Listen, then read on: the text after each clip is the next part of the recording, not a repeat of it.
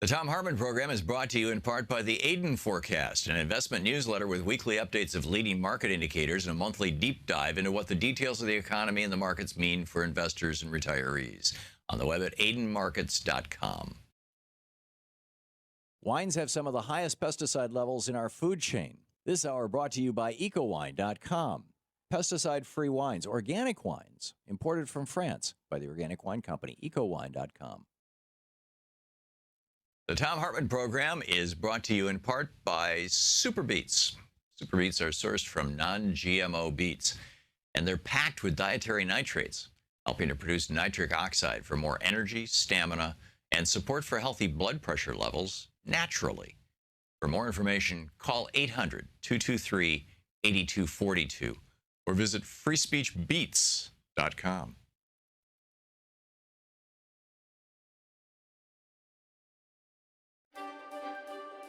And welcome back. Thom Hartmann here with you. It is the third week of the Free Speech TV membership/fundraising drive.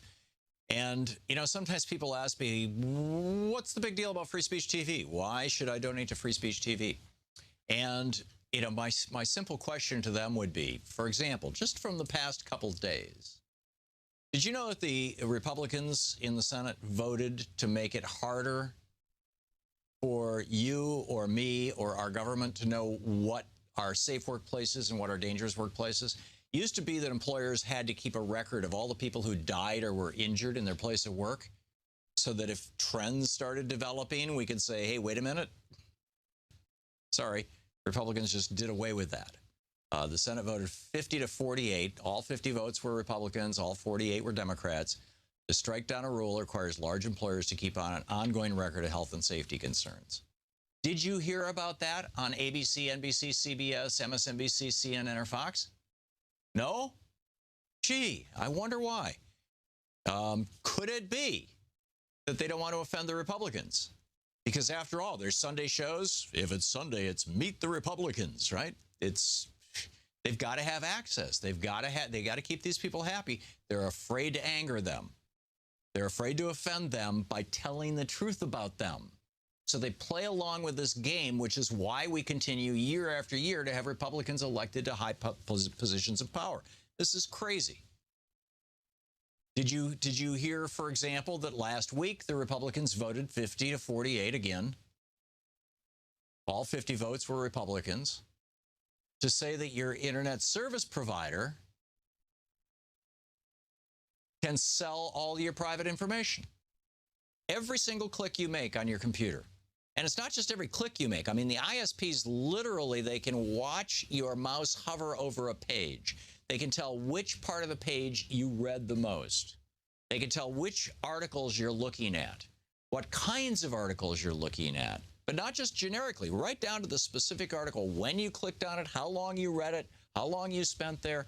All of that information is available to your internet service provider, whether it's Comcast, whether it's Verizon, whether it's AT&T, or whether it's some other company.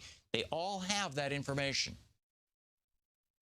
And the Republicans in the Senate just voted to give them the right to sell it to anybody, to your nosy next-door neighbor, to your potential father-in-law, to your employer, to the local newspaper. You know, we are so connected to our computers these days that basically our browsing history is our thinking history. It's like looking in somebody's brain. And the Republicans did that entirely without a single Democratic vote. Did any of the corporate media in America report to you on this?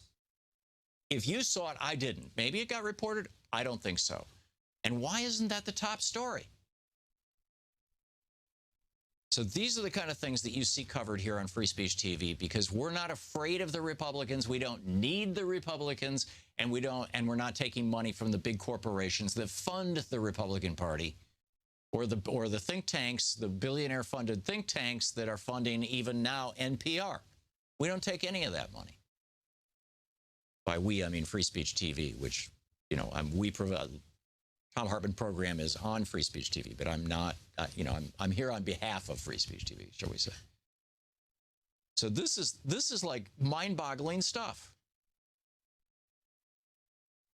and it's not being covered. And it's not being covered because we have a corporate media. Here on Free Speech TV is the nonprofit media. It's a nonprofit organization, and your input is valued, and you're the ones making the decisions, essentially, because it's funded by you. So if you donate to Free Speech TV today, we really, in this last week, we really need to hit our goals. We hit our goals last week on Thursday and Friday. Thank you so much. Today, we need to do the same. We've got to hit $10,000 today. Please call now, 877-378-8669. With a $60 gift, you get a Free Speech TV water bottle. We've changed the book this week. With a $120 gift, you get a copy of my book, The Thom Hartmann Reader, which is a collection of chapters from about a dozen different books that I've written. And with a $150 gift, you get a copy of my book, The Thom Hartmann Reader, and the Spirit of Standing Rock DVD. With a $240 gift, you get the Spirit of Standing Rock DVD, the Free Speech TV water bottle, the Free Speech TV grocery bag, the Free Speech TV bumper sticker. With a $360 gift, and notice these are all divisible by 12, all except the $150. They're all divisible by 12, which means you can, $360 could be $30 a month for a year, and they'll just automatically ding your credit card for a year, and then they'll stop. With the $360 gift, the Thom Hartmann Reader, the Free Speech TV grocery bag, the Free Speech TV hat, the Free Speech TV fan, the Free Speech TV bumper sticker. And with $1,000, come to Washington, D.C., and I'll take you to lunch. We had a couple of people here last Friday who were $1,000 donors to Free Speech TV. We went to the little Thai restaurant down the street. It was wonderful. It was a really nice afternoon. So those are the gift levels. But the bottom line is, if you want to actually know what's going on in the world without the corporate media filter of, all Republican all the time, aren't they wonderful? Come here to Free Speech TV and call now to make a gift, 877-378-8669. This is your network. Please support it. Thank you.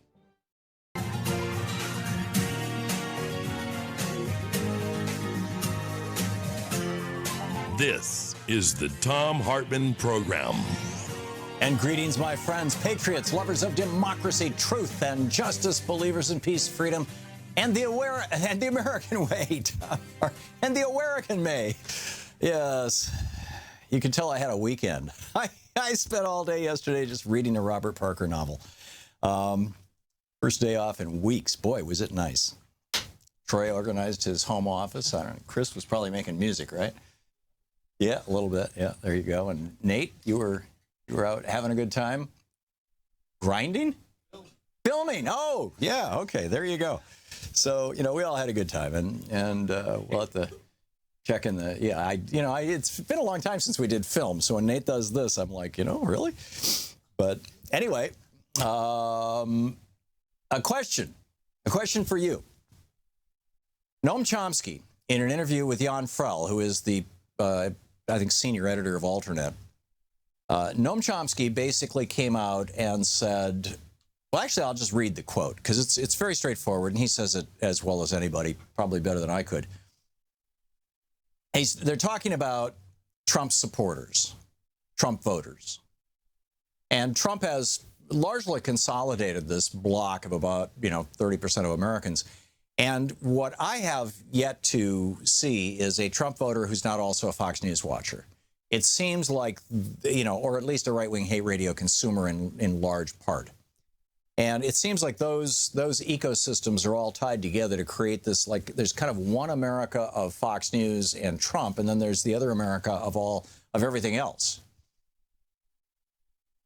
And frankly, Fox News, right-wing hate radio, and Trump have been lying to the people who voted for Trump, with the exception of the very wealthy ones. Now, if you make $1 million a year, I absolutely understand why you would vote for Donald Trump. He's going to cut your taxes. He's going to cut your corporation's taxes. He's going to do away with the estate tax so his kids can inherit more of his wealth, if he has any. All this kind of stuff is going to happen. So it makes perfect sense for multimillionaires and billionaires to vote Republican. But, somebody who's earning, $20, $30, $50, $100,000 a year voting Republican, this makes no sense. So back to Noam Chomsky. He says, I think sooner or later the white working class constituency will recognize, and in fact, much of the rural population will come to recognize that Trump's promises are built on sand. There's nothing there. And then when that happens, And then what happens becomes significant. Okay, and this is a really important point. In order to maintain his popularity, the Trump administration will have to try to find some means of rallying the support and changing the discourse from the policies they are carrying out, which are basically a wrecking ball, to something else. Maybe scapegoating, saying, well, I'm sorry, I can't bring your jobs back because these bad people are preventing it. And the typical scapegoating goes to vulnerable people, immigrants, terrorists, Muslims and elitists, whoever it may be, and it can be very ugly. And then the kicker, and this is the one where I'm asking you, how do you think we should respond if this happens?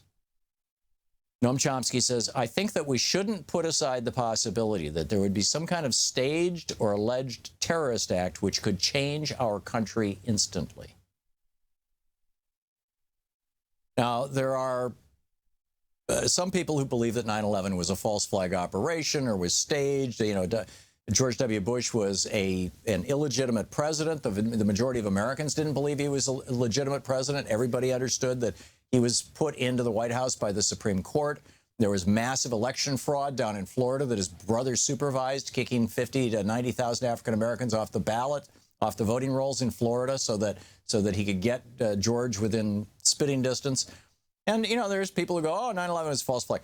I don't happen to believe that. I believe 9/11 was pretty much exactly what, you know, the 9/11 Commission said it was. But the fact of the matter is that Trump took a criminal act. I mean, you can call it a terrorist act. Sure, it's a terrorist act, no doubt about that. But it was also a criminal act, and used it as an excuse to completely change America and America's position in the world.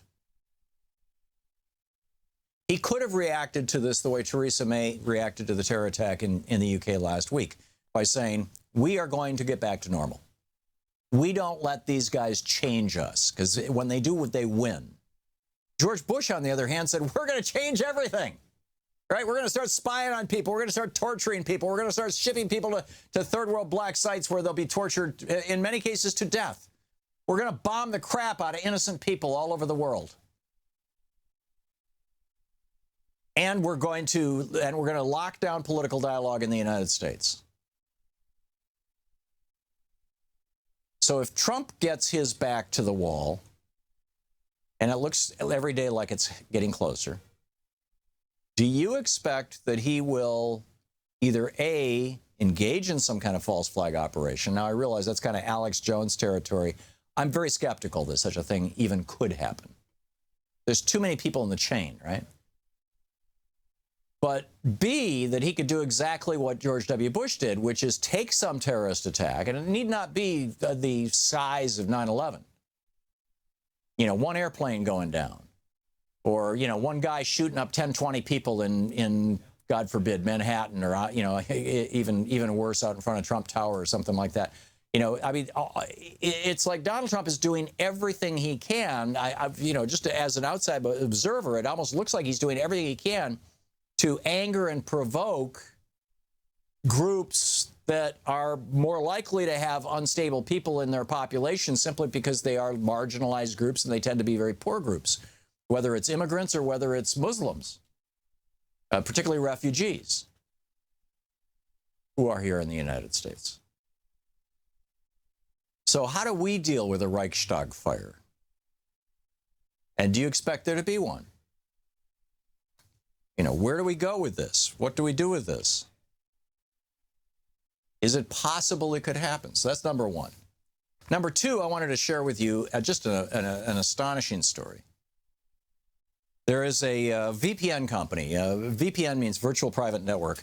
And what VPN is like right now, if I connect, you know, my browser, for example, you know, we have Comcast here in the studio, so everything that I look at on my computer, Comcast can see everything I'm doing. I mean, literally, they can see your mouse moving around the page. They can see how long you looked at a picture. They can see which websites you've browsed. And, you know, they keep that information for themselves. They use that information, perhaps or perhaps not. I don't know specifically about Comcast, but that information is there.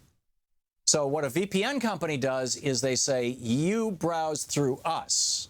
So I access through Comcast, but I have a secure connection to the VPN company, and then the VPN company connects me to the internet, And they have an agreement with me that they're not going to monitor my browsing.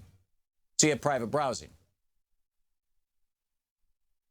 So last week, 50 Republicans voted to undo an FCC rule which says that your internet service provider, your Comcast, your Verizon, your AT&T, whoever, your T-Mobile, whoever it may be, that they cannot sell your private browsing information.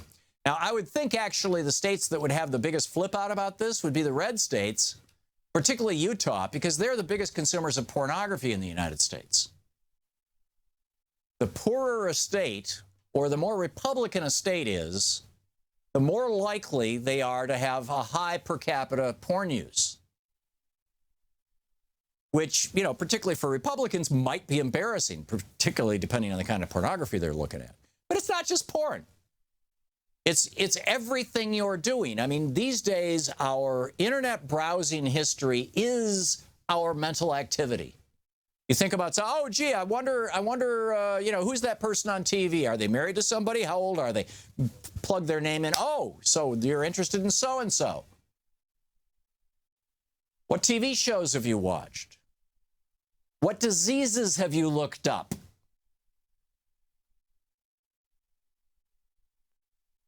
Have you, you know, Googled dementia recently? Have you looked at, I mean, you know, it's like, now, you know, we're already partway down this road. I remember, you know, 5 years ago when Louise was going through chemotherapy and she was looking at wigs online because she lost all her hair. And literally every computer she went to, I mean, whether it was here in the office or whether it was over at the TV studio or whether it was home, whatever computer, if Louise was using the computer, it was throwing all kinds of ads at us for breast cancer stuff. So there's already a certain amount of this going on, but it seems to be going on among websites. In other words, you know, particularly if you go to Breitbart, I don't know if it's that. You go to any website, they have the ability to capture the fact that you were on that website.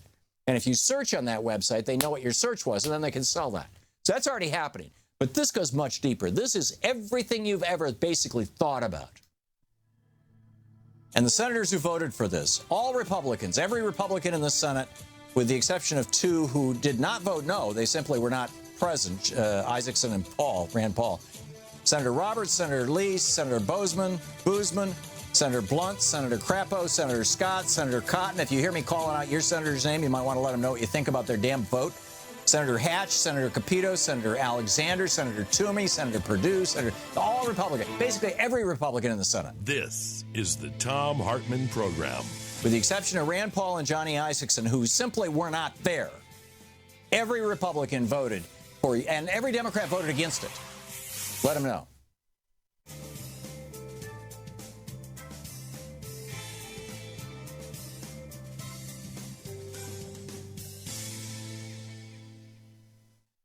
And welcome back. Thom Hartmann here with you and Ed watching Free Speech TV in Klamath Falls, Oregon. Hey, Ed, what's on your mind today?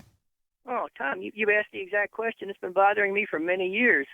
I've long suspected that someone was going to perhaps purchase a tactical nuclear weapon from Pakistan, place it in the Capitol building, and on State of the Union Day, take care of the Congress, the Supreme Court, and declare themselves a unitary executive. God forbid. But yeah, this is why you've got the designated survivor. And in fact, I think Tom Perez was the designated survivor this time around. But in any case, yeah. The only thing I think that's kept it from happening is that no one can, say, put $50 million in a suitcase and go shopping in Pakistan without somebody finding out who did it, except if your son can handle the job for you. What do you mean? Our president has 2 sons that could take $50 million to Pakistan and buy that nuclear weapon. Oh, yeah. Well, that's a stretch. See, this is where the false flag stuff kind of wanders into the area of unlikeliness. I just think, Ed, if Donald Trump keeps, basically angering, marginalized people, refugees and immigrants and whatnot, if he keeps angering them, some mentally unstable person is gonna fight back, and then or maybe that's not the appropriate phrase because it implies some sort of moral rightness, which I'm not suggesting, but You know, somebody is going to go nuts, and then it's going to be, I mean, it's just like in 2001. You know, when Donald Trump climbed up on that pile and with the bullhorn, I watched that and said, oh, well, a word you can't say on the radio. And, you know, we're in for it. You know, Trump is using this the same way Hitler used the Reichstag fire, which, you know, it was caused by a guy named Marius van der Lubbe. He was a Dutch communist, but he was apparently also fairly mentally either unstable or retarded. And it looks like it was Nazis who took him through the tunnel underground to the Reichstag so he could set the building on fire. You know, there's several who have confessed to that or testified to that, although there's not an absolute consensus, there's a broad consensus. But, you know, whether it was or it wasn't, Hitler used it. I mean, as soon as that fire was announced in the media, Hitler was having lunch with either Bismarck or von Papen.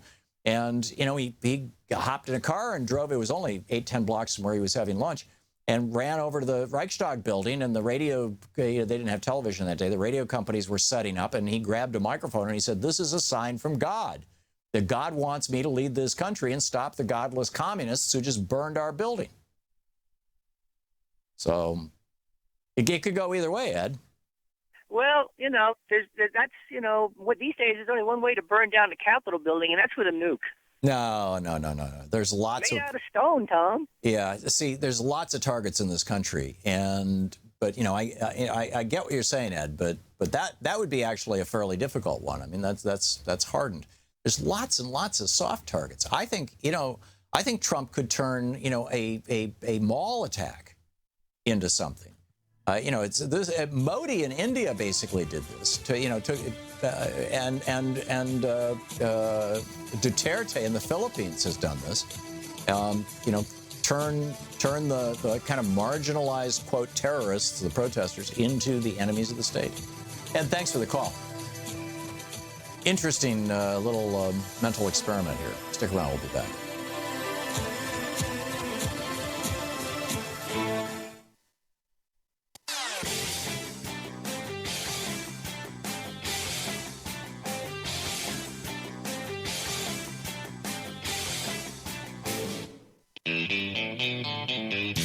By the way, the company that bought a full-page ad in the New York Times over the weekend saying, "Hello, world, here are the 50 senators who voted to monitor your internet activity for financial gain.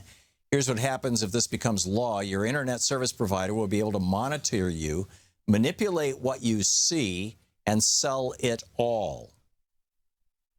And it passed the Senate, and they list all 50 of the Republican senators who voted for this. The company is Private Internet Access, and I'm guessing their website is privateinternetaccess.com. They bought this ad, the hashtag broadband privacy, and they say, call your House representative and tell them to vote against HJ Resolution 86. So it's a House joint resolution. In other words, the bill that passed the Senate is going to the House, and it's going to be voted on without any changes. So if the House votes on it, boom, it goes right to the White House. It doesn't have to go back to conference committee for reconciliation. So it's up to us now to call our members of Congress and say no on HJ 86. No on you can sell my internet history. This is outrageous. And frankly, given all the bizarre things that members of Congress are into and up to these days, particularly the Republicans, you'd think they'd be a little nervous about this too.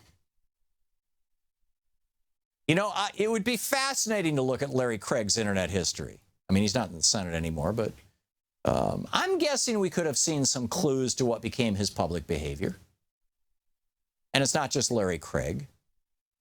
Are you wondering about Lindsey Graham's internet history? What about John McCain's internet history? Donald Trump won't use a computer, but what about his kids? I mean, you would think that even Republicans would want some modicum of privacy. So how do we respond to a false flag? And what are we going to do about this selling our internet stuff? I mean, this is step one. Step two, of course, is Ajit Pai at the FCC, the new FCC commissioner that Donald Trump put into place, saying no more net neutrality. Now, at the same time that Canada, 2 weeks ago, proclaimed that net neutrality was a human right and would be defended by the government of Canada, at the same time that happened, the head of the FCC and Donald Trump and the Republicans are all saying, do away with net neutrality. Why? Because of money. The Republican Party is a lobbying operation. It's a racket. The Republican Party, I think, qualifies on multiple fronts for prosecution under the Racketeering Influence Corrupt Organizations Act, the RICO Act. Basically, whoever offers them the most money, they take that position. Poison our kids? I think most Republicans would say, no, I don't want to poison our kids. Oh, wait a minute. The industry's offering me a $10 million campaign contribution? Poison the kids. I mean, this is exactly what they did 3 weeks ago. Donald Trump, his big coal mining thing, was doing away with the rule that said you can't dump toxic waste in our streams in West Virginia. He said, sure you can. And this is going to create jobs. Right. It will create jobs. You're going to have more doctors removing cancers from little children. You're going to have more respiratory therapists dealing with asthma. You're going to have more veterinarians dealing with cancers in the pets that are drinking the water. Sure, it creates jobs, Donald.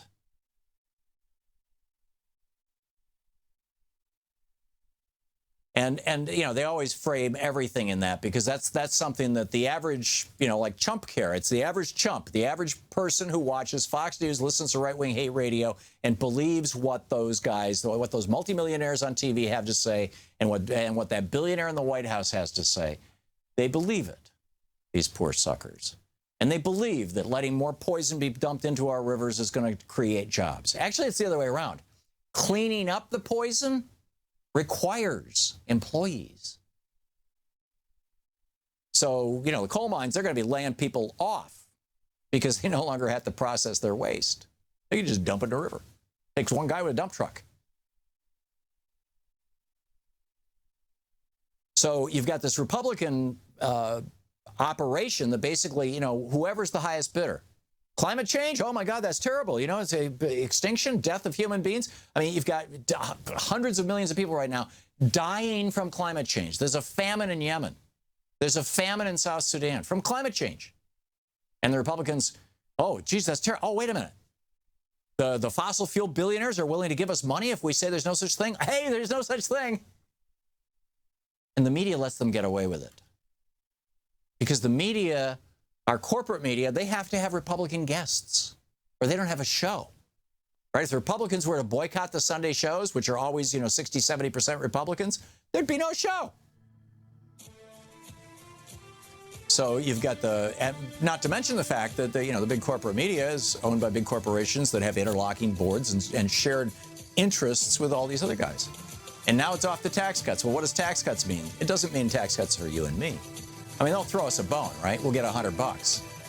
Like George Bush, it was $300. Bernie Sanders, though, was the one who shamed George Bush into that.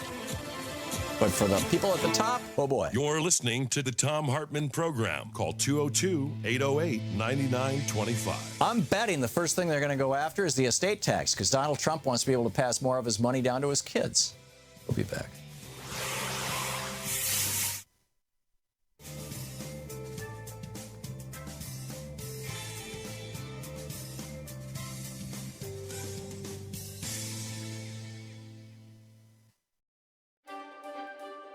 And welcome back. Thom Hartmann here with you. It is the third week of the Free Speech TV membership / fundraising drive.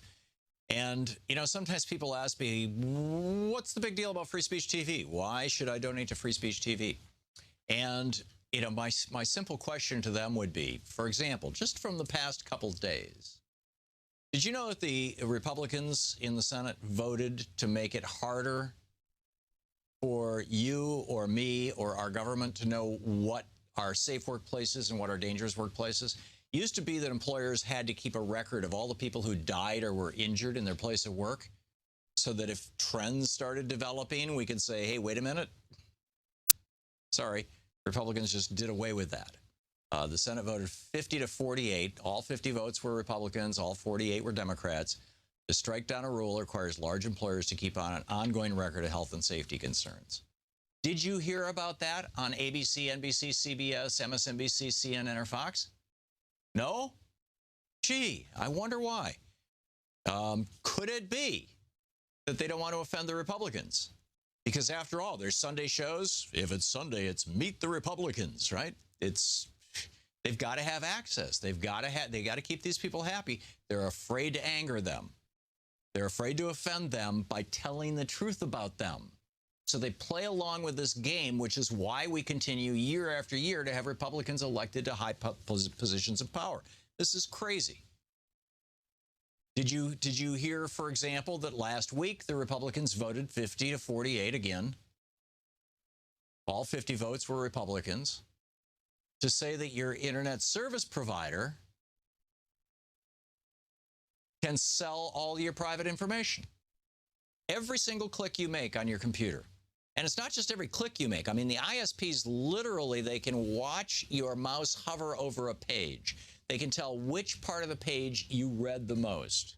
They can tell which articles you're looking at, what kinds of articles you're looking at, but not just generically, right down to the specific article, when you clicked on it, how long you read it, how long you spent there. All of that information is available to your internet service provider, whether it's Comcast, whether it's Verizon, whether it's AT&T, or whether it's some other company. They all have that information. And the Republicans in the Senate just voted to give them the right to sell it to anybody, to your nosy next-door neighbor, to your potential father-in-law, to your employer, to the local newspaper. You know, we are so connected to our computers these days that basically our browsing history is our thinking history.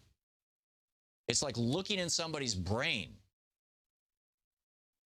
And the Republicans did that entirely without a single Democratic vote. Did any of the corporate media in America report to you on this? If you saw it, I didn't. Maybe it got reported. I don't think so. And why isn't that the top story? So these are the kind of things that you see covered here on Free Speech TV, because we're not afraid of the Republicans. We don't need the Republicans, and we're not taking money from the big corporations that fund the Republican Party, or the think tanks, the billionaire-funded think tanks that are funding even now NPR. We don't take any of that money.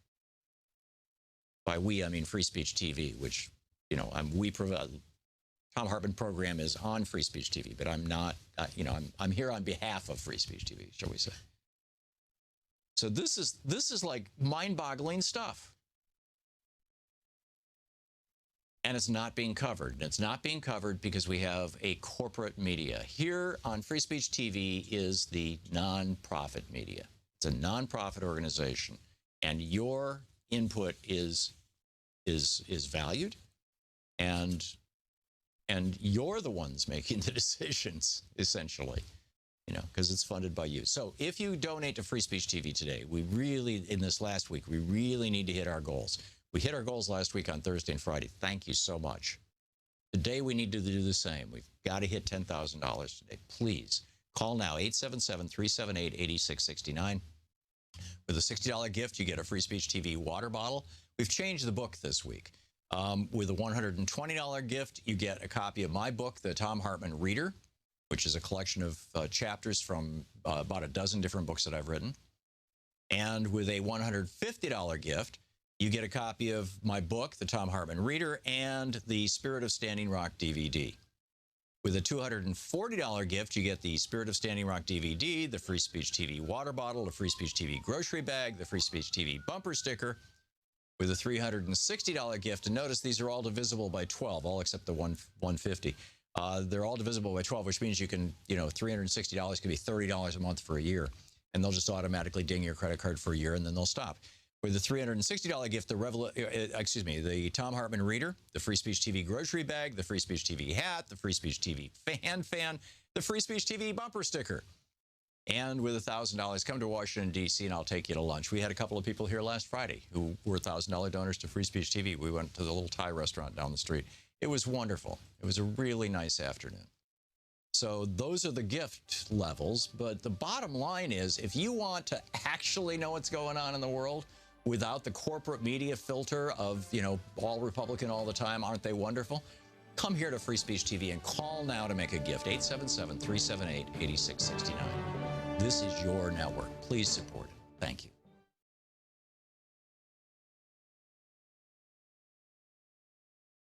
All the important stories we cover and the issues we care about are at HartmannReport.com. Members of our community can comment and join the conversation. Now, you say, wait a minute, that's just crazy. False flag operation, the United States being hit by a terrorist attack that was actually originated within the United States. And, like I said, this is kind of the line of the thinking among folks who buy into the 9/11 conspiracy theories. And I'll say again, I'm not one of them. But consider Operation Northwoods. Operation Northwoods was put together by the Joint Chiefs of Staff, the Pentagon, the heads of the Army, the Navy, the Air Force, and the Marine Corps. They put this thing together, and they approved of it.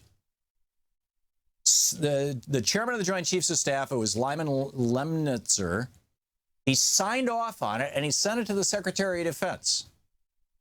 In 1962, this was the first year, the second year of the Jack Kennedy presidency. And Jack Kennedy shot it down. So the president said no. But the Joint Chiefs proposed it. So what was Operation Northwoods? Well, this is just the Wikipedia entry. It's very straightforward. You can easily, put this thing into a search engine. Operation Northwoods was a proposed false flag operation against the Cuban government that originated within the U.S. Department of Defense and the Joint Chiefs of Staff of the United States government in 1962. The proposals called for the Central Intelligence Agency or other U.S. government operatives to commit acts of terrorism against American civilians and military targets, blaming it on the Cuban government and using it to justify a war against Cuba. The plans detailed in the document include the possible assassination of Cuban emigres, sinking boats of Cuban refugees in the high seas, hijacking planes, blowing up a U.S. ship, and orchestrating violent terrorism in U.S. cities. The proposals were rejected by the Kennedy administration. So it's not like the United States has never thought about this. So if Trump is in trouble, the rats are most dangerous when they're cornered. A little tiny rat can do a lot of damage to you if you get it cornered. In fact, I remember when we lived in Vermont chasing, I don't remember if it was a rat or a mouse. I think it was a mouse. Chasing a mouse around the house with a laundry bag, trying to catch it so that I could take it outside. I don't like killing these little things. And boy, did that mouse get upset when I had him cornered. Whew. Anyhow, Bill in Clifton, New Jersey. Hey, Bill, what's on your mind? Yeah, hi. Could I also mention something quickly about the internet? Sure. Okay. But with as far as 9/11 is concerned, I never thought that there was a conspiracy. I thought what there was a intentional incompetence where they left the door open for it to happen because they wanted a reason, but they didn't. I don't disagree with that. I mean, Sandy Berger told me on this program, on the air, back in 2000, whatever it was, Sandy Berger told me that, I think it was 2003, 2004, that he was Bill Clinton's national security chief. And he said that when he handed his office off to Condoleezza Rice, he told her, the number one thing you have to look out for is that Osama bin Laden is coming to attack us in the United States. Right. And I am telling you this needs to be your number one priority. And he said, he's told on this program on the air, and he said, and I know for a fact that Vice President Gore told Dick Cheney the same thing, and I know for a fact that President Clinton told President Bush the same thing. And what the Bush administration did was they said, oh, those Clintons, they were just hysterical about bin Laden. We're just going to ignore it. And that's what they did. Right. And then there was that London conference where they banned the airspace around it before this because they thought there might be an aircraft attack. That's right. And that was in Italy. That was for a G8 meeting or something like that. Yeah. It's a lot better to appear incompetent than treasonous. Yeah. So that's what they went for. As far as the internet, Tom, you and I can go in business building little black boxes that'll scramble or decode the signals and get around the internet provider. It's not a difficult thing to do, and anything that could be done by man can be undone by man. Yeah, the problem is, Bill, that you and I might do that, but 99%, probably 95% of Americans don't have the technical expertise, the interest. No, I'm talking about selling the boxes. Right. Well, that's all. What you're describing, Bill, is VPN. I mean, those products are on the market right now. You put the software on your computer, and it connects you via a secure, encrypted link to another computer on the other end that has that is open to the internet. So your internet service provider can't see what you're up to. And typically, having a VPN service that does that for you will cost $20 or $30 a month. But then the VPN company has the ability to see everything that you're doing, frankly. So you got to trust who you're going with. But anyhow, standalone box that's not part of it. If you have it in a separate hardware that's hooked to the router, and at the same time you're broadcasting the best, like you're going to wholesome sites or on a guest, like a ghost type of usage, so they know that you're using it. Yeah. But you're getting around them physically. And, well, there, yes and no, Bill. Where I live, we share an internet line with a whole bunch of people, right? It's in a marina, and so there's basically one pipe coming in.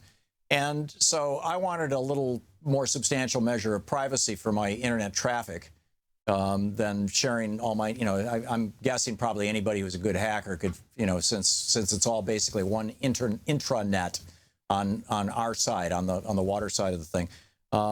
So I signed up for a VPN service. And what I discovered was, and we move a lot of, doing a TV show and doing a radio show, we send, video files back and forth and stuff like that. And some of those files are substantially large, a couple of, hundreds of megabytes or dozens of megabytes, sometimes a gigabyte.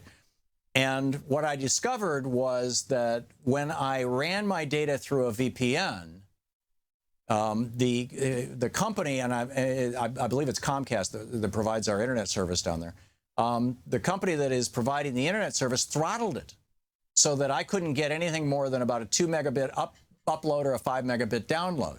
Whereas if I didn't run it through the VPN, I could get, 10 up, 50 down. So they were basically punishing me for using the VPN. And that's, again, your internet, and if there's no net neutrality, then your VPN can do that as a routine practice. Right now they're doing it, I think, illegally.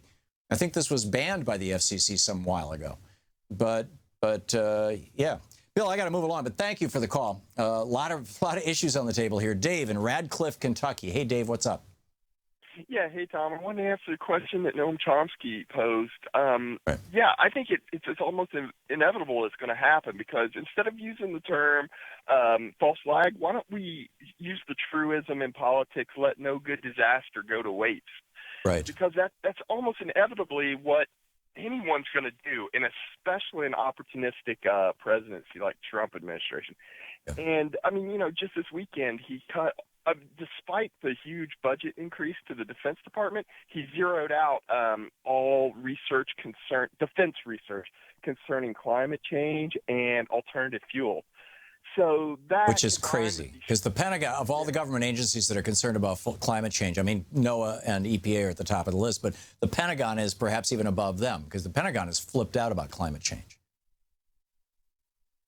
They have absolutely declared it a national security issue. Our caller just dropped off the line. Holbert in Pearlington, Mississippi. Hey, Holbert, what's on your mind today? I hope you can appreciate this makes me very, very uncomfortable to tell this story. Okay. It's a two-part story. I hope you'll give me the time to explain it. I used to be an oceanographer for the Navy. Okay. I retired a little over 2 years ago because one of their managers told me that the management was just scared to death of me. See, the government is pretty tolerant of minorities, most of them. They're tolerant of your racial minorities, your religious minorities, your sexual minorities, and your people with disabilities. But that other minority, the opposite of people with disabilities, that makes them uncomfortable. What are you talking about, white men? No. What are you talking about? No, I'm talking about unusual talents. Oh. 6 years ago, one of their managers had a personal crisis, and, well, they noticed me intervening to help her out. And, when her troubles began, I went to her and I asked her if she remembered what I had told her, and she did. Well, 3 days later, I got an email from her, and the email said that what I told her was going to happen to her had happened the day before. Well, that was busted then. Huh. So either you're incredibly smart or you're incredibly paranoid, and you got one right. No, I've been doing this all my life, Tom. I live in a house I saw in 1966, 12 years before. So you think you're psychic, Holbert?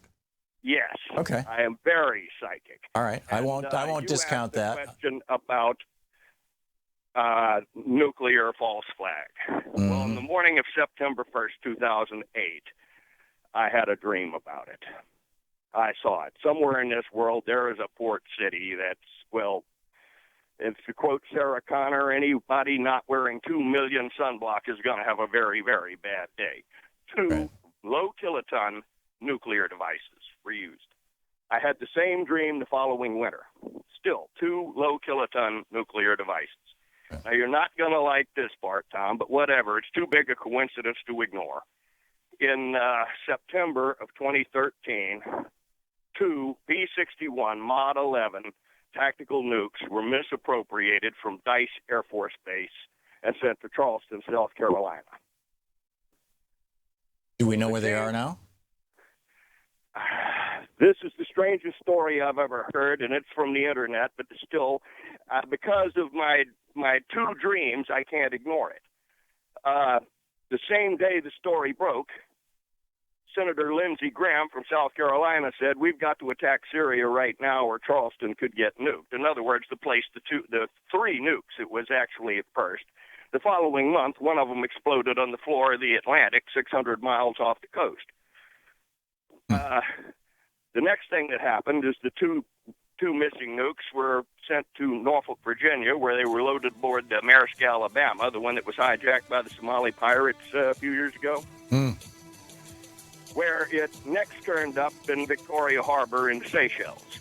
There were 2 guys who worked for a military contractor called Trident. Holbert, I gotta wrap this up just because we're running out of time here. It's fascinating. I hope that it's not just falling down the rabbit hole. If it isn't, then it's very, very concerning. Thank you, Holbert. You're listening to Thom Hartmann. Visit ThomHartmann.com for audio and video archives. More of your calls right after this. Stick around.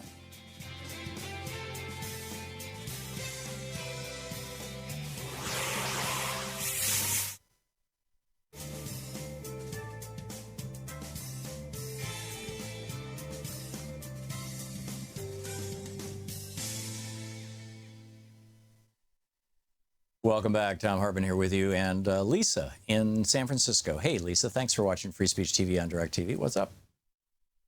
How are you this morning, Tom? I'm great, but I'll get better. Lisa, how about you? Doing good, thank you. I just wanted to add to the conversation about 9/11. It's definitely not a false flag, but if you haven't looked into it, I pay attention because maybe because I'm a retired flight attendant. There's been a lot uncovered in the last 16 years. There's plenty of people doing research that are not the 9/11 Commission, and although it's not front page news, you can find it if you search for it, and there's been several legit documentaries made showing newly uncovered information that is definitely shows that there was way more than just ignorance and way more than just exploiting the attack. I think one of the things that we can probably agree on is that George W. Bush knew something terrible was going to happen, probably in New York and Washington, D.C. And that's why in August of 2001, he took the longest presidential vacation in the history of the presidency. He refused to, and for 2 weeks in a row, he was supposed to come back to D.C., and he said, oh, I'll just wait another week. And he sat down in Crawford, Texas for week after week after week. I think it was pretty much the whole month of August. And then finally, whatever was supposed to happen hadn't happened. And so instead of going back to Washington, D.C., because he was clearly afraid to go there, he went to the state that his brother was the governor of, Florida. His brother declared a state of emergency, locked the state down. And George W. Bush was sitting there reading My Pet Goat to a bunch of kids when 9/11 happened. And I don't think that he knew exactly what was going to happen, or how big it was going to be, which is, and the thing that causes me to think he didn't know how big it was going to be is the look on his face and the fact that for either 7 or 9 minutes he just sat there, without saying a word, in stunned silence. But I think that he knew that something terrible was probably going to happen, and that's why he was staying away. But, that said, yes, I've watched a lot of the documentaries. David Uri Griffin's been on this program a number of times. We've had the engineers group on this program. I'm familiar with all these things, Lisa, and I don't want to relitigate 9/11. My question is, what do we do when something like this happens here in the United States, and Donald Trump tries to use it the way that George Bush used 9/11? What do we do? Exploiting the Patriot Act that was pre-written, in other words. Oh, they've been trying to sell that Patriot Act for a decade. Right. And the surveillance systems already being in place. Those are things that's yeah, this is disaster capitalism. I mean, they were ready for a disaster, and they had everything all ready to roll out. And I absolutely believe that they're all ready again. That they're continuously ready to clamp down on our freedoms, to roll back our privacy, to turn America, more and more into a police state. There's no doubt in my mind about that. So how do we most effectively fight back when it happens, if it happens? God forbid. And that's the question I'm asking. Lisa, thank you for the call. We'll be back with more of your calls right after this.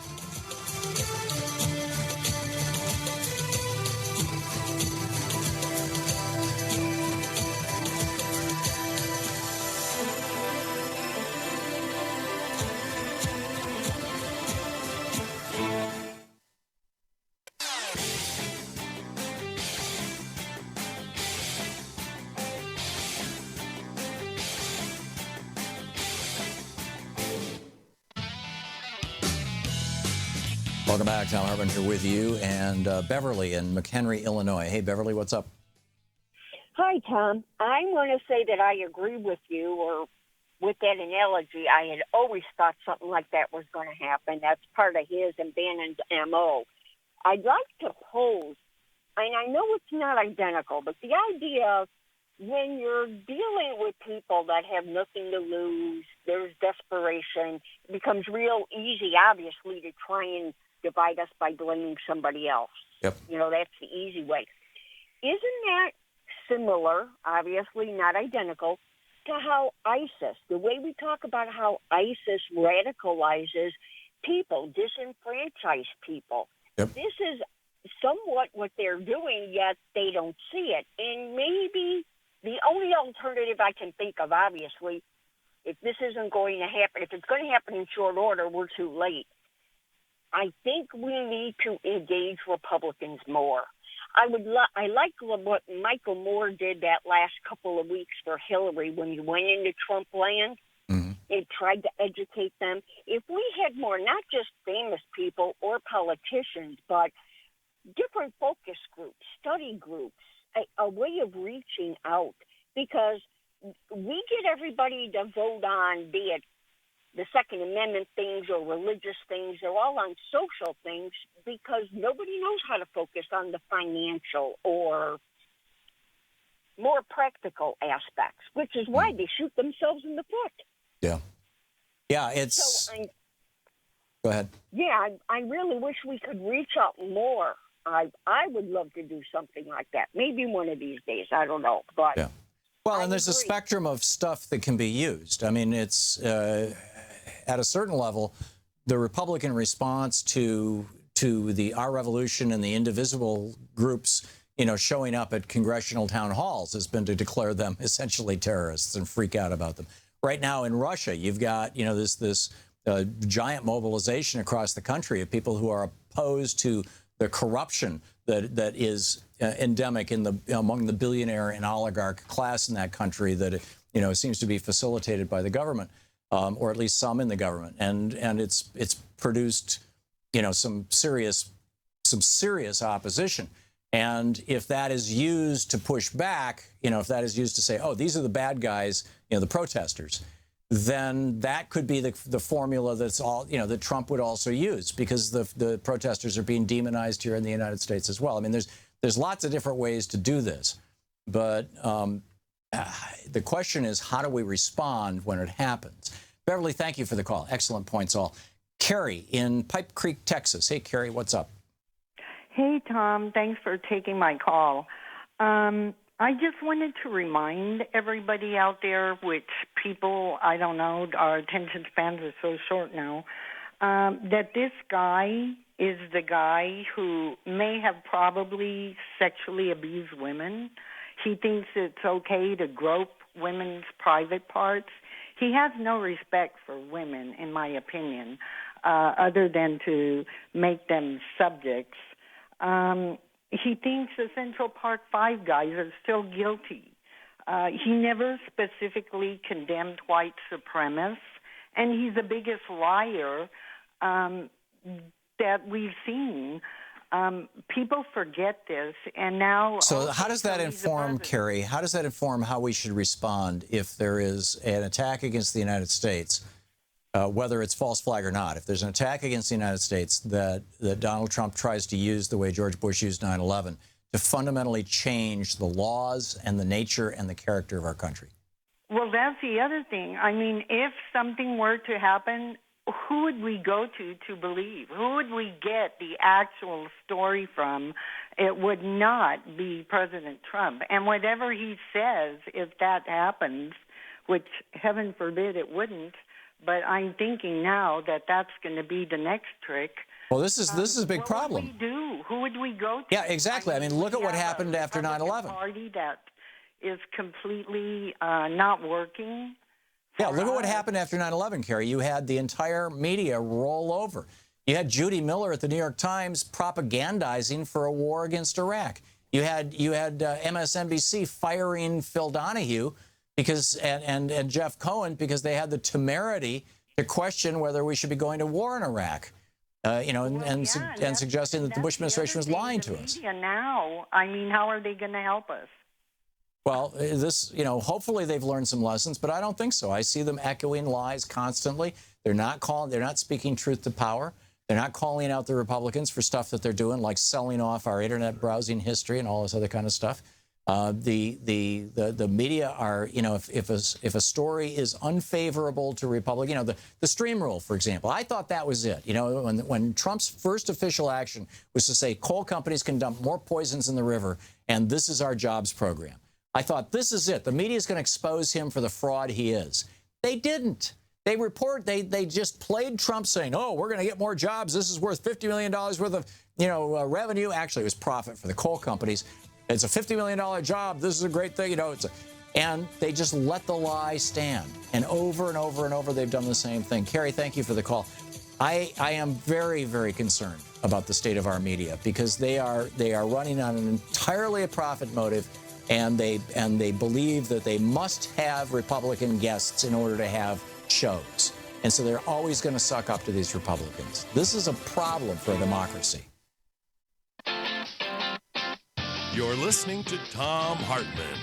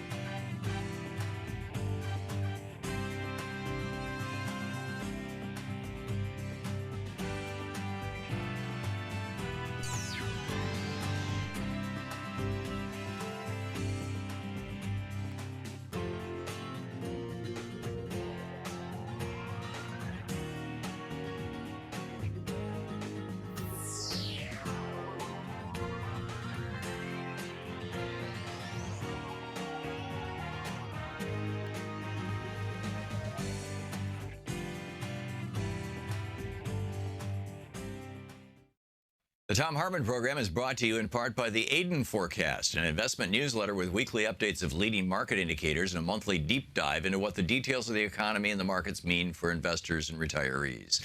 On the web at aidenmarkets.com. Wines have some of the highest pesticide levels in our food chain. This hour brought to you by ecowine.com. Pesticide-free wines, organic wines, imported from France by the Organic Wine Company, ecowine.com. The Thom Hartmann Program is brought to you in part by Super Beets. Super Beets are sourced from non-GMO beets, and they're packed with dietary nitrates, helping to produce nitric oxide for more energy, stamina, and support for healthy blood pressure levels naturally. For more information, call 800-223-8242 or visit freespeechbeets.com.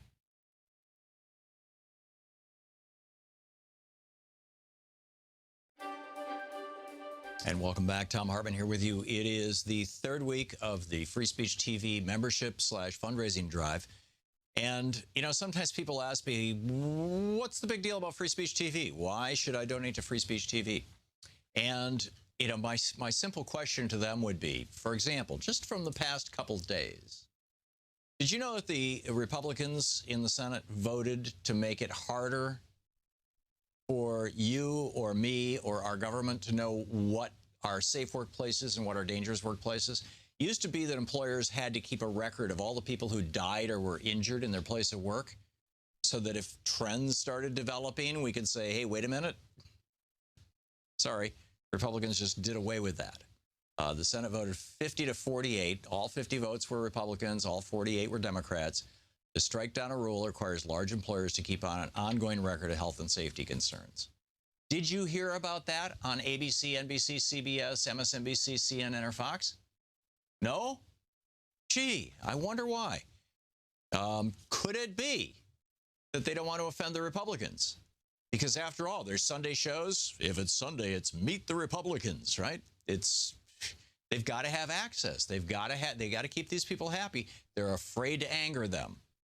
They're afraid to offend them by telling the truth about them. So they play along with this game, which is why we continue year after year to have Republicans elected to high positions of power. This is crazy. Did you hear, for example, that last week the Republicans voted 50 to 48 again? All 50 votes were Republicans to say that your internet service provider can sell all your private information. Every single click you make on your computer. And it's not just every click you make. I mean, the ISPs literally, they can watch your mouse hover over a page. They can tell which part of the page you read the most. They can tell which articles you're looking at, what kinds of articles you're looking at, but not just generically, right down to the specific article, when you clicked on it, how long you read it, how long you spent there. All of that information is available to your internet service provider, whether it's Comcast, whether it's Verizon, whether it's AT&T, or whether it's some other company. They all have that information. And the Republicans in the Senate just voted to give them the right to sell it to anybody, to your nosy next-door neighbor, to your potential father-in-law, to your employer, to the local newspaper. You know, we are so connected to our computers these days that basically our browsing history is our thinking history. It's like looking in somebody's brain. And the Republicans did that entirely without a single Democratic vote. Did any of the corporate media in America report to you on this? If you saw it, I didn't. Maybe it got reported. I don't think so. And why isn't that the top story? So these are the kind of things that you see covered here on Free Speech TV, because we're not afraid of the Republicans. We don't need the Republicans, and we're not taking money from the big corporations that fund the Republican Party, or the think tanks, the billionaire-funded think tanks that are funding even now NPR. We don't take any of that money. By we, I mean Free Speech TV, which, you know, we provide. Thom Hartmann Program is on Free Speech TV, but I'm not, I'm here on behalf of Free Speech TV, shall we say. So this is like mind-boggling stuff. and it's not being covered. And it's not being covered because we have a corporate media. Here on Free Speech TV is the nonprofit media. It's a nonprofit organization, and your input is valued, and you're the ones making the decisions, essentially, you know, because it's funded by you. So if you donate to Free Speech TV today, we really, in this last week, we really need to hit our goals. We hit our goals last week on Thursday and Friday. Thank you so much. Today, we need to do the same. We've got to hit $10,000 today. Please call now, 877-378-8669. With a $60 gift, you get a Free Speech TV water bottle. We've changed the book this week. With a $120 gift, you get a copy of my book, The Thom Hartmann Reader, which is a collection of chapters from about a dozen different books that I've written. And with a $150 gift, you get a copy of my book, The Thom Hartmann Reader, and the Spirit of Standing Rock DVD. With a $240 gift, you get the Spirit of Standing Rock DVD, the Free Speech TV water bottle, the Free Speech TV grocery bag, the Free Speech TV bumper sticker. With a $360 gift, and notice these are all divisible by 12, all except the $150. They're all divisible by 12, which means you can, you know, $360 could be $30 a month for a year, and they'll just automatically ding your credit card for a year, and then they'll stop. With the $360 gift, the Thom Hartmann Reader, the Free Speech TV grocery bag, the Free Speech TV hat, the Free Speech TV fan, the Free Speech TV bumper sticker. And with $1,000, come to Washington, D.C., and I'll take you to lunch. We had a couple of people here last Friday who were $1,000 donors to Free Speech TV. We went to the little Thai restaurant down the street. It was wonderful. It was a really nice afternoon. So those are the gift levels. But the bottom line is, if you want to actually know what's going on in the world without the corporate media filter of, you know, all Republican all the time, aren't they wonderful? Come here to Free Speech TV and call now to make a gift, 877-378-8669. This is your network. Please support it. Thank you.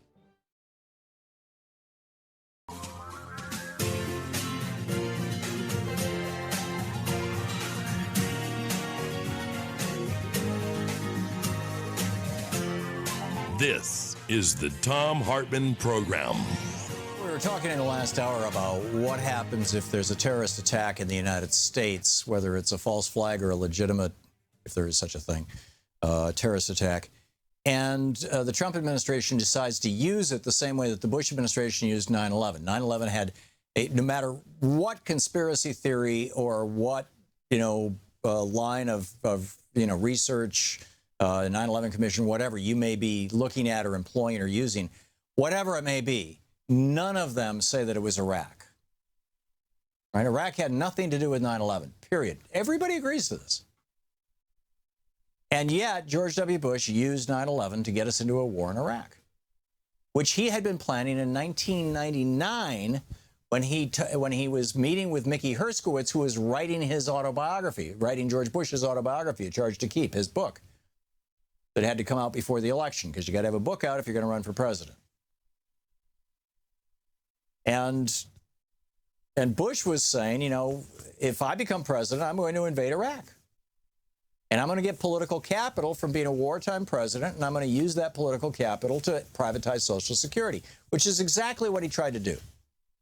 In 2005, he said, I got all this political capital, and he went on a tour around America pitching the idea of turning Social Security over to Wall Street. If you don't remember that, you can easily find it on any search engine. And what happened was the idea of privatizing Social Security actually had, you know, whatever the support level was, 40, 50%, whatever it was. As he went on his sales pitch from state to state, city to city, the support started going down, down, down, down until finally he gave up. But, you know, the media never really called him on it. And so, you know, we've got this terror threat. Now, the thing that does not encourage me about our media is that the media is not accurately reporting right now on the terror threat in the United States. Right now. Peter Gelling, writing at the Global Post, this is on the PRI.org, Public Radio International.org website. The headline is, White Americans are the biggest terror threat in the United States. Let me say it again. White Americans are the biggest terror threat in the United States. Now, Fox News would have you believe that it's black Americans who want to take out police. It's Muslim Americans who want to kill us all. It's gay Americans who, I don't know what. I mean, it's immigrants who are, it's just, this is, the Fox frame, and frankly, the entire corporate media. When was the last time you heard on any corporate media that white people represent the greatest terror threat to the United States? This is from this article published this is published back last June. It's by Peter Gelling, June 24th, 2015. Actually, a year and a half ago. But it's still, it's still totally cogent. White Americans are the biggest terror threat in the United States, according to a study by the New America Foundation. The Washington-based research organization did a review of terror attacks on U.S. soil since 9/11 and found that most of them were carried out by radical anti-government groups or white supremacists. Almost twice as many people have died in attacks by right-wing groups in America than have died in attacks by Muslim terrorists. Of the 26 attacks since 9/11, keep in mind this was a year and a half ago, of the 26 attacks since 9/11 that the group defined as terror, 19 were carried out by non-Muslims. Yet there are no white Americans languishing at Guantanamo Bay. There are no drones dropping bombs on gatherings of military-age males in the country's, in our country. Attacks by right-wing groups get comparatively little coverage in the media. Most people will remember the shooting at a Sikh temple in Wisconsin that killed 6 people in 2012. Man associated with a neo-Nazi group carried out the shooting. A couple in Las Vegas walked into a pizza shop and murdered 2 cops, 2 police officers. They left a swastika on one of the bodies before killing a 3rd person in a Walmart parking lot. Have you memorized the names of all those victims? I mean, if you watch Fox News, you've memorized the name of that woman in San Francisco who got killed by an illegal immigrant, to use their phraseology. So the media is already doing a terrible job of reporting reality. What makes you think that they're going to do a better job if something like this happens? A couple other things I wanted to share with you real quickly. George Marshall tweeted this out. It was a piece that fell out of a book he was reading. And presumably it would have been a right-wing book. I don't know George. He just tweeted this and included me in the tweet. And the little paper that was stuck inside the book says, "Warning, this book is full of lies and distortions designed to trick regular working-class Americans like you into supporting the richest 0.1% at your own expense. Don't let them play you for a fool. Learn the facts at conservativemyths.com." And then underneath that it says, "And tune into the Thom Hartmann Show. Thom debates conservative guests." There's a word that I can't read, and then it says ThomHartmann.com. Now, I have no relation to the Conservatives Myths people. I looked up their website. It's a really great website. This handy comparisons chart, liberals versus conservatives. Liberals favor the common good and the common person. Conservatives favor the wealthy and the corporations. Liberals seek to liberate. Conservatives seek to subjugate. Liberals seek to unite. Conservatives seek to divide. Liberals seek to protect. Conservatives seek to exploit. Liberals seek to enfranchise. Conservatives seek to disenfranchise. Liberals encourage individuality. Conservatives encourage conformity. Liberals celebrate diversity. Conservatives fear diversity. Liberals embrace science and art. Conservatives oppose science and art. Liberals promote peace. Conservatives promote aggression. Liberals promote hope. Conservatives promote fear. Liberals promote education. Conservatives promote ignorance. Liberals promote cooperation. Conservatives promote unilateralism. Liberals indulge in truth. Conservatives indulge in deception. Liberals promote innovation and progress. Conservatives defend so-called tradition against progress. Liberals believe humans are good. Conservatives believe humans are sinful. What a hoot. And somebody's sticking this in books in Scotland. Hey, check out Thom Hartmann. Check out conservative. I love it. Meanwhile, we have a new high lead level crisis. It's in Pittsburgh. And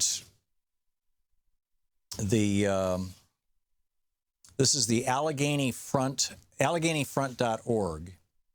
It's the website for a newspaper in Western Pennsylvania. And the article is, I don't have the author for this article. I'm sorry. It's not on the, oh yeah, here it is. Reid Frazier, Reidfrazier. Inside the bowels of the Pittsburgh water treatment plant, what looks like a row of high-quality science fair entries hums with pipes, tanks, and motors. Gina Siprich points to a plywood structure with the number 12 on it. It's rigged with a loop of plastic metal pipes. The metallic-covered one is a lead pipe. It looks gray, says Siprich. And after overseeing an experiment, the authorities running to see which chemicals work best to keep lead out of the city's drinking water. Right now, the lab is running water through these brand new pipes. Yes, you can still buy new lead pipes to get them to resemble the decades-old pipes that distribute water throughout the city. Anyhow, the bottom line of all this is that Pittsburgh has a problem with lead in their water. And they're not the only one. There's 3,000 communities in America that have lead in their water.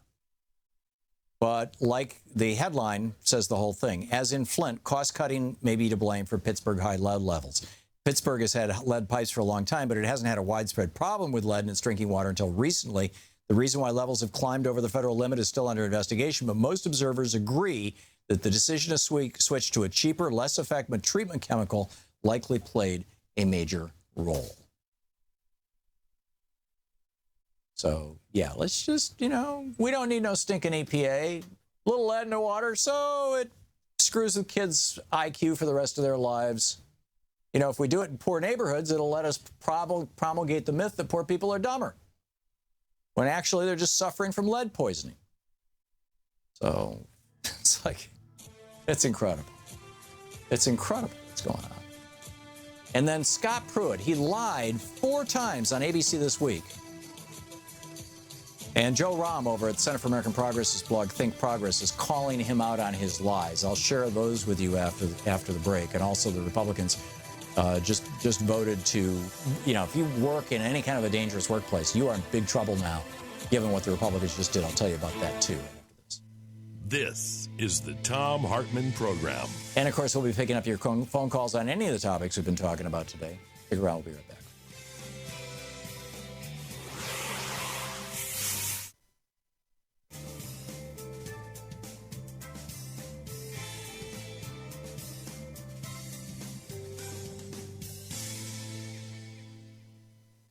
And welcome back. Jimmy watching Free Speech TV in Littleton, Colorado. Hey, Jimmy, what's on your mind today? Yeah, this net neutrality, they're already doing it. They just want to make it legal. That's correct. When I was talking to you the first time, almost 4 years ago, about fasting, I went on the Internet, and I couldn't find anything about fasting for 6 months. Every week or two, I was going on, typing in fasting. Nothing would pop up. Finally, I got smart, and I went to Dr. Michael Mosley's Twitter account, got his internet address, typed it in. Everything popped up on fasting, not just his stuff. I was shocked. Yeah. But there's already sites that, go slow, and it's like when I type on, click on Amazon, bam, it pops up quick. It's fast. Click on something else, you wait, 7, 8. Well, some of that, Jimmy, is not your ISP messing with you. Some of that has to do with the bandwidth that the sites themselves are buying. I mean, when we put up ThomHartmann.com, originally we had it on a fairly small internet service, provider company, and they only had a certain size pipe into the internet. And when we started growing and getting a lot of viewers and a lot of listeners, we started browning out our own site because the internet service provider we had couldn't deal with the volume. So we had to go from a $100 a month site to a $500 a month site to a much bigger internet service provider that could handle tens or hundreds of thousands of people simultaneously rather than simply hundreds or thousands. That has nothing to do with your ISP. When she works on a computer at work where it's really fast, and when she comes home and she has to wait a few seconds, she loses her mind. So I see what it is they want to slow down these sites because they know people get impatient at 5-6 seconds now. Right. They want it right then. Right. But I was tweeting Dr. Michael Mosley about you wanting to interview him. I never talked to you about it, but no answer back. I said, of course, Well, a lot of people just don't read everything that gets tweeted to them. Most people don't have the time, and stuff scrolls off. I mean, I look at Twitter a couple times a day, but I don't have any ability to read everything that gets tweeted at me. Yeah, a year and a half later, when I was on my Twitter account, because I only go on it every couple of weeks, bam, up pops Dr. Michael Mosley. He had sent a tweet a year and a half before saying, I would love to do an interview with Thom Hartmann. So if you're still interested, check him out. But, well, you'd have to pitch him to our producer, to Sean Taylor. You and attacking you on the internet all the time. And, it's all about money, as usual. Yeah. But yeah, our producer's contact information is on our website. You should talk to her. I don't book guests onto this show, Jimmy. So, if you've got something that you think would be a good topic or a good guest, let Sean know. But, I'm not the person to talk to. So anyhow, Jimmy, thanks a lot for the call. This 4.5 lies that Scott Pruitt, I just have 30 seconds here, not enough time to put another caller on. He said the executive order, this is, dialing back the Clean Power Plan. He says the executive order will address the past administration's efforts to kill jobs throughout the country. Now, again, I heard this morning on NPR, too. And nobody said Scott Pruitt was lying. Barack Obama didn't sit down and say, hey, let's pass legislation to kill jobs. No, it was the opposite. Legislation that cleans up our air and water creates jobs, because cleaning up air and water requires effort and money and people. Here you have, well, I'll go on this rant and come back. Stick around.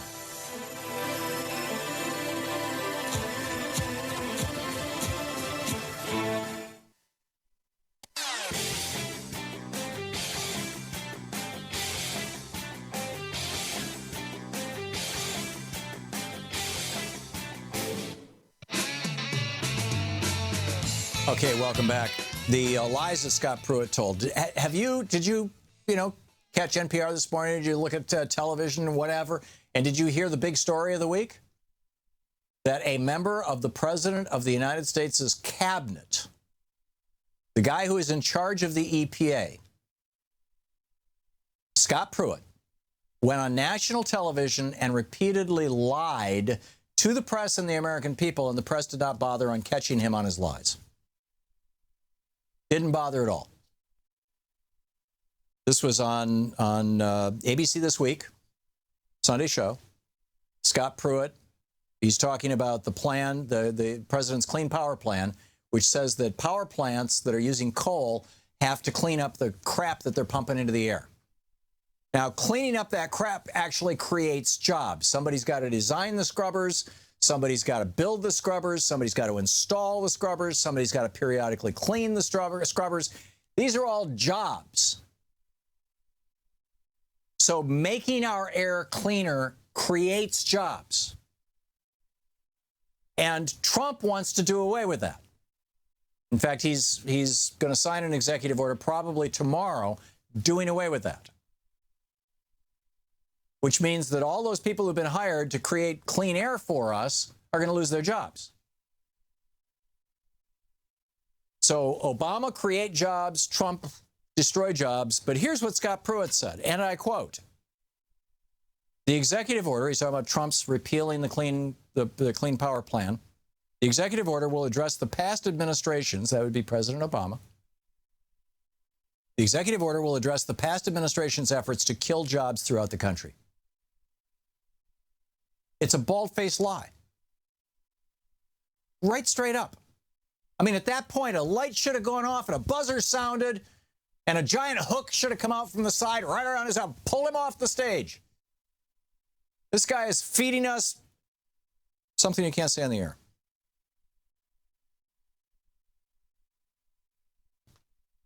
Incredible. And then he said to George Stephanopoulos, he said, will it bring back coal jobs? I think absolutely it will. Again, it's a lie. The loss of coal jobs is because of principally two things. Three things. Number one, mountaintop removal instead of direct mining. It takes a whole lot fewer people to do dynamite and trucks and bulldozers than it does to go down into a mine. Number two, automation. The trucks are getting bigger and bigger. They've got now machines that can go through the earth, with giant drills in the front of them. They look like the mouth of a lamprey eel. And they dig the tunnels. You don't need, instead of needing 40, 50 miners, you need 2 guys to run the machine. So automation and cheap natural gas from fracking. That's what's destroyed coal jobs. Not that, the air has to be cleaner. And making and reducing the standards so that more poison can go into the air, that's not going to cause coal jobs to come back. It might cause the coal companies to sell more coal. They might have to hire one new guy to run the new machine. But it's not going to bring back the coal mining jobs. So Scott Pruitt lied about that. And then he went on to say another lie. He said, not just jobs will be created by the president's actions here. It lowers electricity rates for consumers across the country. And the fact of the matter is that, coal is not being used increasingly because it's more expensive than natural gas. It's, the coal market has, it can't, and frankly, it's more expensive now in most parts of the country than wind and solar.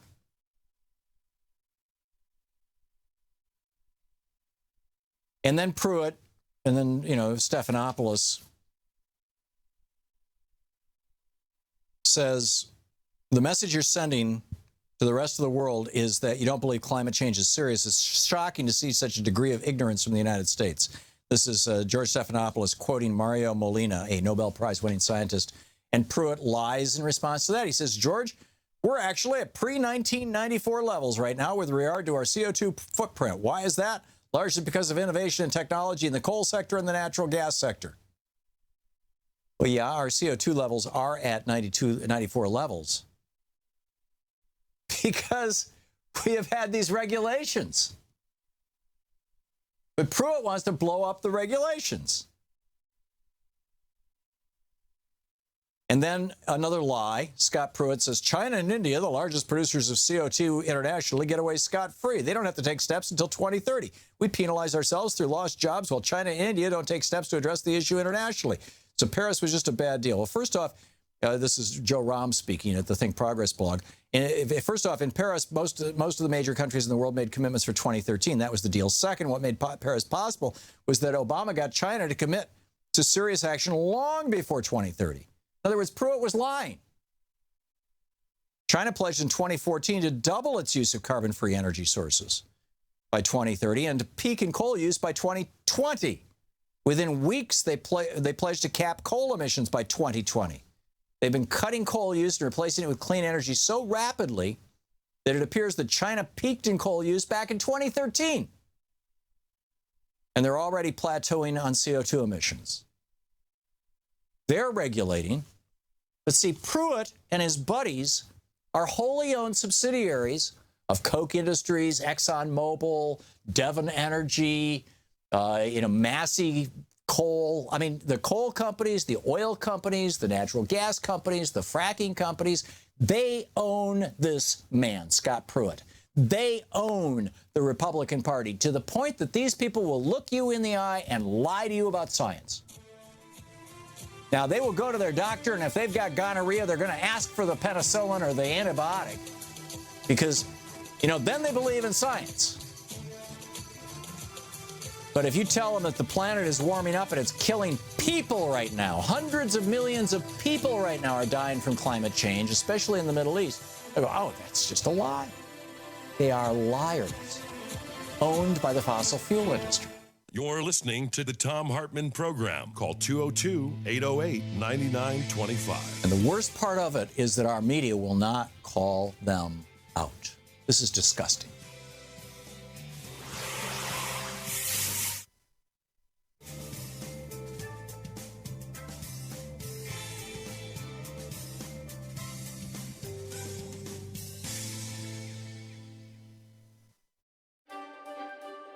And welcome back. Thom Hartmann here with you. It is the third week of the Free Speech TV membership / fundraising drive. And, sometimes people ask me, what's the big deal about Free Speech TV? Why should I donate to Free Speech TV? And, my simple question to them would be, for example, just from the past couple of days, did you know that the Republicans in the Senate voted to make it harder for you or me or our government to know what are safe workplaces and what are dangerous workplaces? It used to be that employers had to keep a record of all the people who died or were injured in their place of work so that if trends started developing, we could say, hey, wait a minute. Sorry, Republicans just did away with that. The Senate voted 50 to 48. All 50 votes were Republicans. All 48 were Democrats. To strike down a rule requires large employers to keep on an ongoing record of health and safety concerns. Did you hear about that on ABC, NBC, CBS, MSNBC, CNN, or Fox? No? Gee, I wonder why. Could it be that they don't want to offend the Republicans? Because after all, there's Sunday shows. If it's Sunday, it's Meet the Republicans, right? They've got to have access. They got to keep these people happy. They're afraid to anger them. They're afraid to offend them by telling the truth about them. So they play along with this game, which is why we continue year after year to have Republicans elected to high positions of power. This is crazy. Did you hear, for example, that last week the Republicans voted 50 to 48 again? All 50 votes were Republicans to say that your internet service provider can sell all your private information. Every single click you make on your computer. And it's not just every click you make. I mean, the ISPs literally, they can watch your mouse hover over a page. They can tell which part of the page you read the most.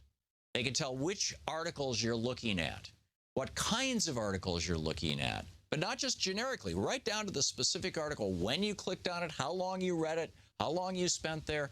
All of that information is available to your internet service provider, whether it's Comcast, whether it's Verizon, whether it's AT&T, or whether it's some other company. They all have that information.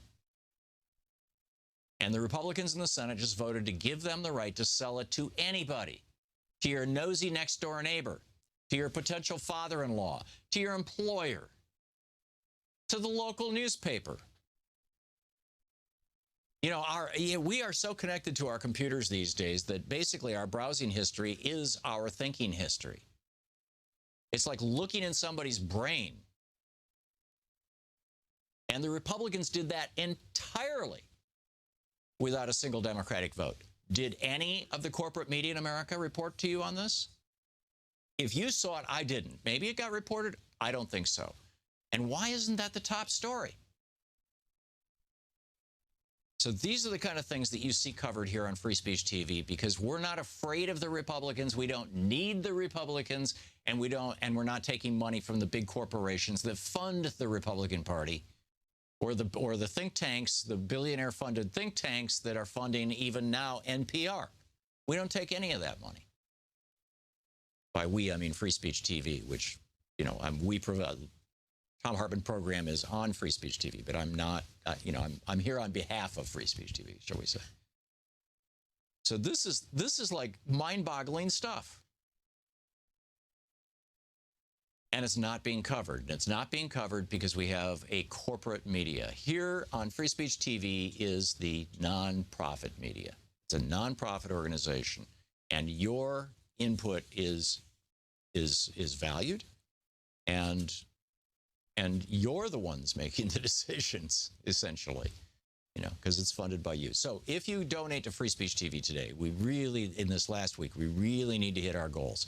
We hit our goals last week on Thursday and Friday. Thank you so much. Today, we need to do the same. We've got to hit $10,000 today. Please call now, 877-378-8669. With a $60 gift, you get a Free Speech TV water bottle. We've changed the book this week. With a $120 gift, you get a copy of my book, The Thom Hartmann Reader, which is a collection of chapters from about a dozen different books that I've written.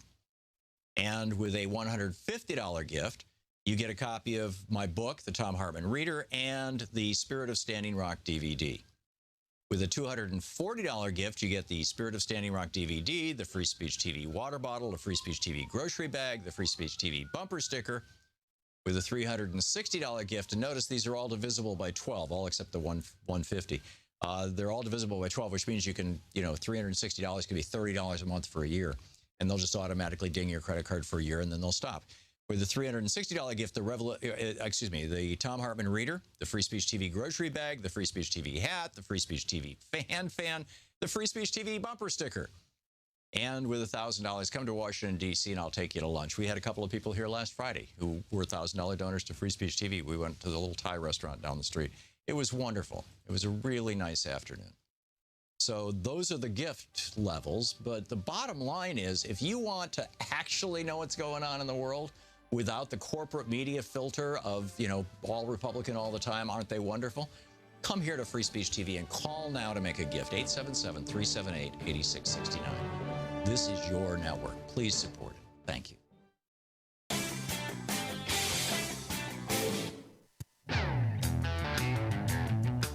Welcome back. Thom Hartmann here with you and Dave in Seattle. Hey, Dave, what's on your mind today? Hi, Tom. I have to say I'm worried about, similar to the 9/11 thing, is that America is so credulous about conspiracy theories. Mm-hmm. The thing that really bothers me is the Larry C. Johnson sort of problem, with the Judge Napolitano on Fox. And backing up Trump's wiretapping claim, that the Russian way of doing these things is to start to recruit people who have credibility in the government, so that if there's some crisis, suddenly someone who's been credible in the past is the author of the new conspiracy theory. Larry Johnson was right about weapons of mass destruction, but after working for RT for a while, I think his allegiance has changed. Yeah, I don't know that he works for Dave. I'm not going to go down that rabbit hole. Rick in Minneapolis. Hey, Rick, what's up? Hey, Tom. When we want to get people talking together, did you see that thing on the internet where these people in Denmark were like in these boxes, and then they'd ask questions about, like if you were in this box, but if you were now were the class clown, then people would walk over and see who came out of their different boxes, and they connected and they found they thought they were very different from other people, that they had a lot in common. And there's a program in California called ChallengeDay.org, mm-hmm. where people can work with schools, high schools, and they get the kids in the gym and they play games and stuff, and then they have the kids, cross this line. If they're, you talk about some funny things, and then you ask some serious questions like, have you ever been bullied or have you ever been a bully? And what they're doing is they're getting people to talk and connect. And I'm hoping that we could do the same kind of thing with people that are at different ends of the political spectrum, because I believe that, for example, a lot of people who voted for Bernie and a lot of people who voted for Trump have some things in common, like they want an alternative to the establishment politics. And the guy that did the Danish video, his name is Asger Leth, and it's a way for people to get together and connect and talk face-to-face instead of like sniping at each other on email or Facebook, whatever. But it's also a way to help people find commonalities and connect, and then we can, bring the left and the right together and make some things happen to improve our political situation in this country. Yeah, I don't think Kumbaya is going to break out any minute, Rick. There's too much money and there's too many issues on the table. But we can all hope. Rick, thanks for the call. Tom in Tucson, Arizona. Hey, Tom, what's up?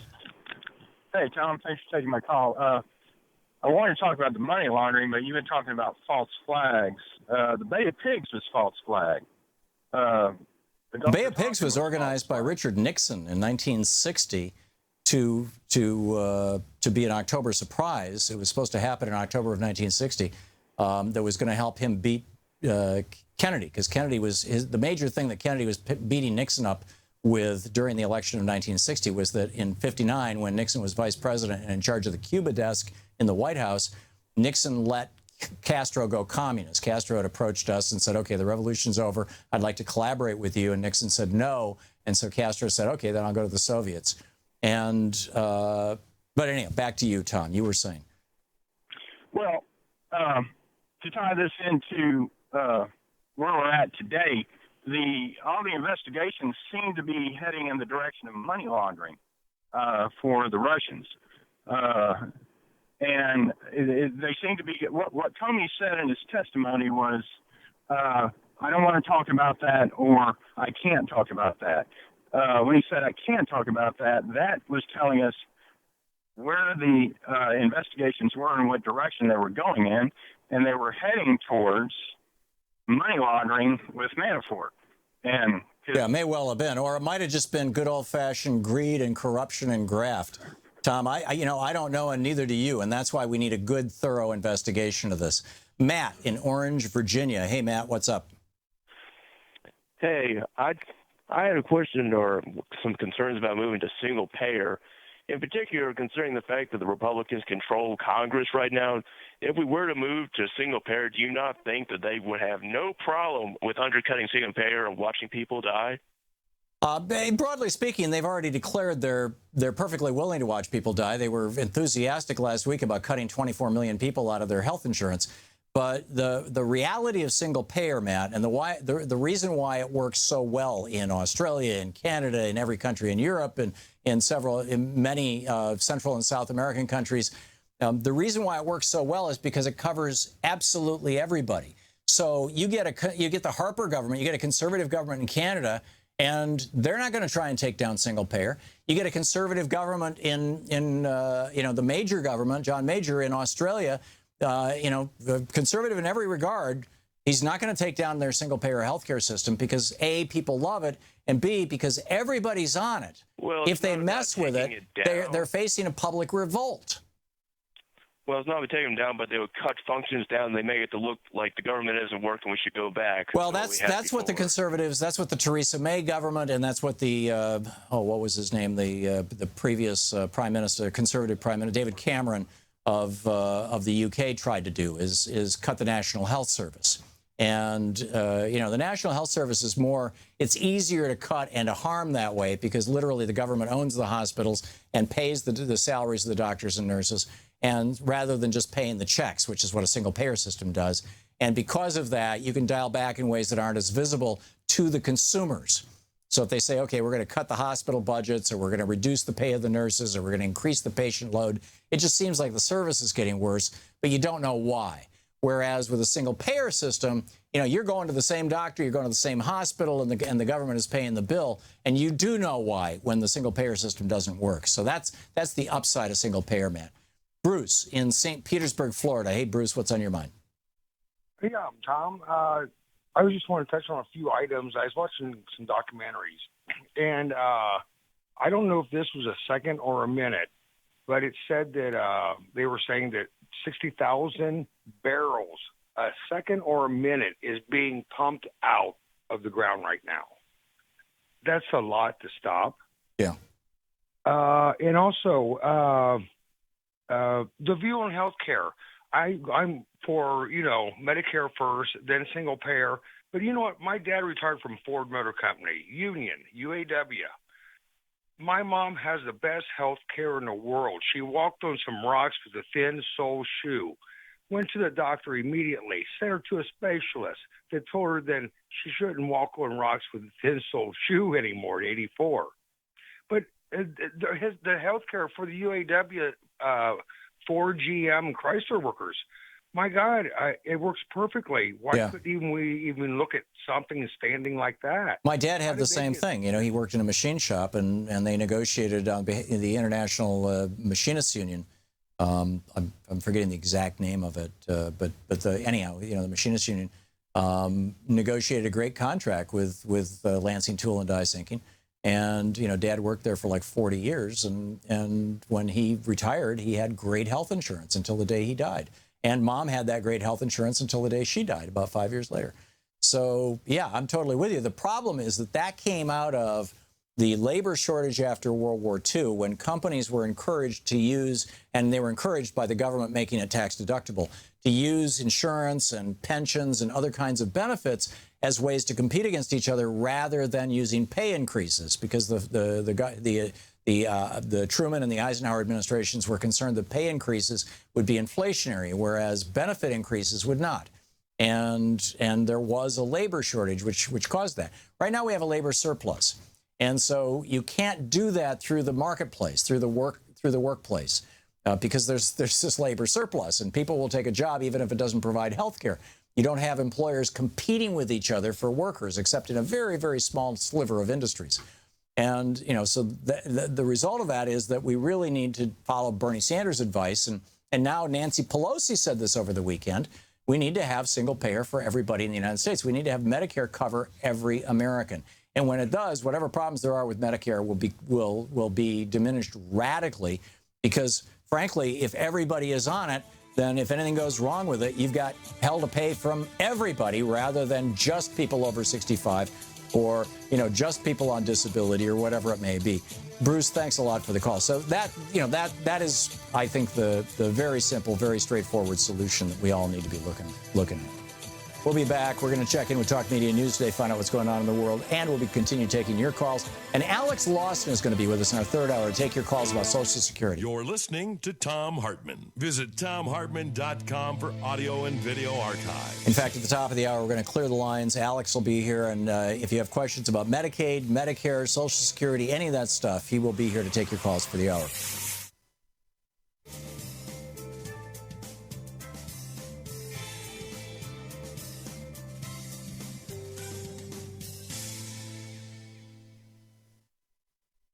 And welcome back. Ralph in watching Free Speech TV on DirecTV, and is it Saugerties, New York? You got it, Tom. Hey, Ralph, what's up? I'm going to give you a little background here because I'm 79 years old, and I'm probably one of those ADHD, whatever it is, guys that you were talking about earlier. Mm-hmm. And I have trouble keeping track of stuff. I belong to an organization called UlsterPeople.org. We were a Bernie support group when he was still involved and before the Dems squeezed him out. Mm-hmm. And that's, I think, a good group. Now, these other groups I'm going to tell you about, OurRevolution.com, Indivisible We Stand, NYPAN, Justice Democrats, Brand New Congress, Americans for Bernie Sanders 2020.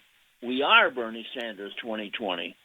It's driving me crazy. I can't keep track of that many organizations and which ones are honest, sincere, and which ones aren't. One of the problems is I get most of my news from Facebook, but it's been pretty good up until recently. That's a relatively unreliable source of news. I hear you. But I do hear mostly it's my friends that I'm dealing with. Yeah. We all have the same point of view in upstate New York, right? Yeah. But now I want to find out. I want to help Bernie again, and I want to help him get in his single payer. But I'm having a problem. I understand H.R. 676, a House bill, right, and S. 1782, a Senate bill. But I don't know if either one of those are Bernie's bill. They are. I'm pretty sure. I mean, Bernie has always supported H.R. 676. I heard him over the weekend on television saying that he was going to be proposing legislation for single-payer health care. I don't know if he's coming up with a whole separate bill that he's going to roll out, or if he is simply supportive of the efforts that have been put forward year after year after year by John Conyers and others, the House Progressive Caucus or the Congressional Progressive Caucus and whatnot, to promote single-payer. But whichever it may be. Actually, if you go to BernieSanders.com or Senate.Sanders.gov, those are Bernie's two websites where you know that you're getting the information from Bernie. So that would be where I would go to find out what position Bernie is taking on issues. Senate.Sanders.gov. That's right, and BernieSanders.com, and then of course OurRevolution.com. They had to separate themselves from Bernie. He had to get off their board and all that kind of stuff because of Senate rules about essentially lobbying activity. But Bernie, I know, is in contact with those. Well, actually, I don't know, but I'm assuming Bernie's in contact with those folks, and what they do, generally represents his thinking and his efforts. I think if they were to go, off the reservation, that's kind of an anti-Native American phrase, isn't it? It's amazing how this stuff creeps into our language. If they were to take some tact that was not consistent with Bernie's worldview or his perspective, I'm sure he would call them out on it. So I would see those as, if you're looking at Bernie's thinking, I would see those three as reliable sources. Ralph, good luck, and thanks for the call. Great to hear from you. Thanks for watching Free Speech TV. We'll be back with Victoria Jones with Talk Media News. Stick around.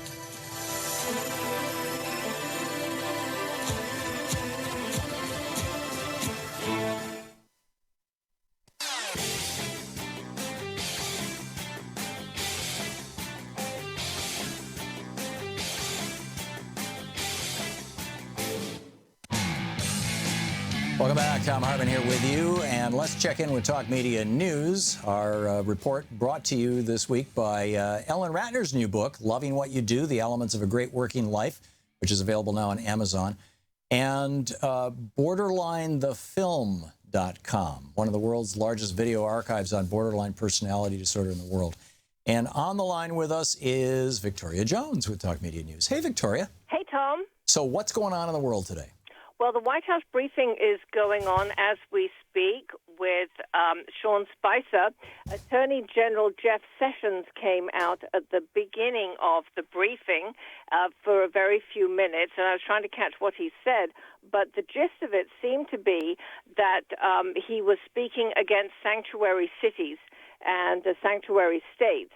And what he was saying was, and I'm sure that there will be stories coming out on this, so I'm just giving you like bits of it, but basically that those cities and jurisdictions that are not in compliance with code and with law will not receive Department of Justice grants. Interesting. So they're putting the squeeze on. Yeah, effectively, that's what he was saying. Yes. Okay. Yeah. So he came out to say that, and then he left, and Spicer went into the regular briefing, which is going on as we speak. When you want to control somebody, or when in doubt, squeeze them financially. Well, finances are quite an effective way of doing any number of things. Yep. A lot of developments today with House Intelligence Committee Chairman Devin Nunes. And this extraordinary development last week, as you'll remember, when he came out and said that communications involving President Donald Trump's associates were caught up in incidental surveillance by the Obama administration. And and he did not share this information with the rest of the committee, including the ranking member, Adam Schiff, and nobody seemed to know where it had come from. And the Washington Post said overnight that it didn't come from the NSA. He didn't go to the NSA, didn't go to the FBI, didn't go to the CIA. Well, it's coming out now that he met on the White House grounds with the source of that claim. So Deep Throat steps out of the White House and says, "Here you go, Devin." Well, we don't know who, and we don't know who that is. Now, his spokesman, Jack Langer, is saying Chairman Nunes met with his source at the White House grounds in order to have proximity to a secure location where he could view the information provided by the source. And Langer said because of classification rules, the source could not simply put the documents in a backpack and walk them over to the House Intelligence Committee space.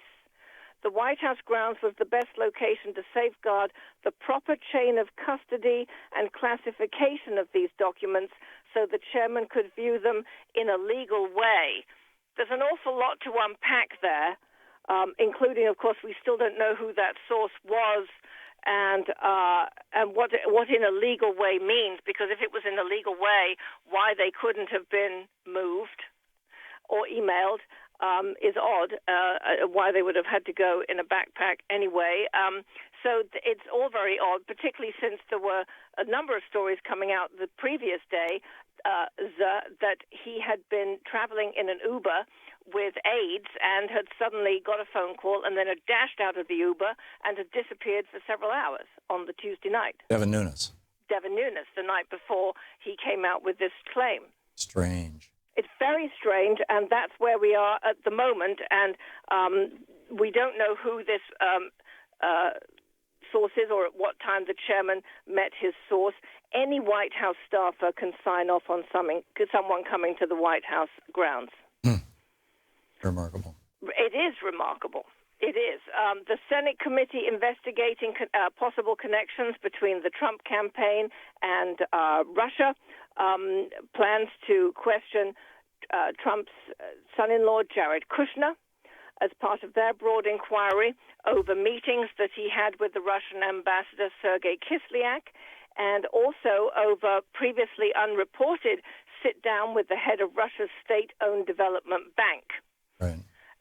There are also reports that Jared Kushner and Ivanka Trump have, there's a Russian oligarch that they're close friends with, who's tied into the Russian government, that he was in Aspen. He flew into Aspen the same time they did. You mean last week? Yeah, last week. And it's like I'm reaching the point where I don't know what is hysteria and what is smoking gun. It's like there's so much of this stuff coming out. It's like a fire hose, not a faucet. It is. It's like you almost have to wait, let it sort itself out, and read the story. Well, this is why I keep saying we need a 9/11 commission. We need an investigation. There needs to be an investigation that is not run by people like Devin Nunes, who are committed to burying everything. That is actually going to find out what the truth is. And that's what Senator Mark Warner and Representative Adam Schiff, the two top Democrats on the intelligence committees, were both saying that yesterday. Right, and I'm frankly, I'm waiting for the Russians to say the same thing. I mean, you would think if their claim that they're being slandered in much of this case, you would think that they would want the investigation too. Although probably if they called for it, that would be the death knell to it. So probably keeping their mouths shut is a good idea. But whatever, we need to find out what the hell's going on. We need to find out what is going on. There's no question about it. Government shutdown. Government runs out of money on April the 28th. And so after the spectacular failure of the Republican health care bill, what happens next? There's a lot of talk about pivoting to tax reform, things like this. The most immediate thing is the spending bill, and the House is only in session for 12 days between now and April the 28th. They've got a 2-week recess. A top Republican with close ties to the White House is telling Axios website that they think that a government shutdown is more likely than not. Wall Street is not expecting a shutdown, and the markets are unprepared. Whoa. Now, the markets are also pretty jittery right now.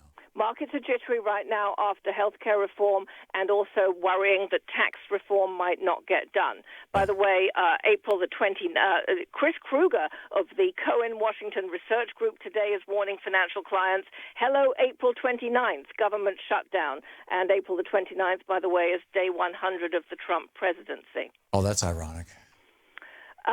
Tomorrow, President Trump will sign an executive order that unravels President Obama's sweeping plan to curb global warming. And that, of course, is the Obama administration's Clean Power Plan. Right. And Scott Pruitt went on ABC News over the weekend and lied through his teeth about this. And, you can over thinkprogress.org, Joe Rahm deconstructed 4 lies that he told on national television. Never got called on it. I would think a cabinet secretary lying would be a news story. You would definitely think so. I think there was so much deconstruction of the healthcare meltdown but also climate doesn't get covered. Yeah, well, and this had to do with climate change. He was saying that ending that the president passed the power plant rule in order to kill American jobs. And it's the exact opposite. If you're going to clean up a power plant, you got to build a scrubber, you got to design it, you got to install it, you got to maintain it. It actually creates jobs. But, he just lied through his teeth. It's mind-boggling. Anyhow, Victoria Jones, Talk Media News. Thank you, Victoria. Thank you very much. Good talking with you. We'll be back. Alex Lawson will be with us. You're listening to Thom Hartmann.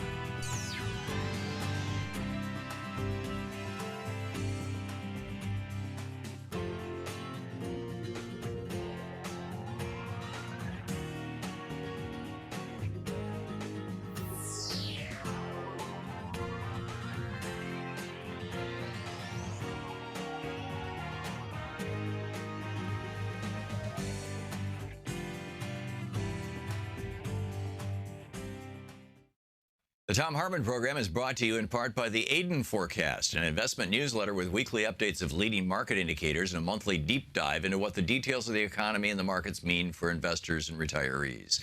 On the web at aidenmarkets.com. Wines have some of the highest pesticide levels in our food chain. This hour brought to you by ecowine.com. Pesticide-free wines, organic wines, imported from France by the organic wine company, ecowine.com. The Thom Hartmann Program is brought to you in part by Super Beets. Super Beets are sourced from non-GMO beets, and they're packed with dietary nitrates, helping to produce nitric oxide for more energy, stamina, and support for healthy blood pressure levels naturally.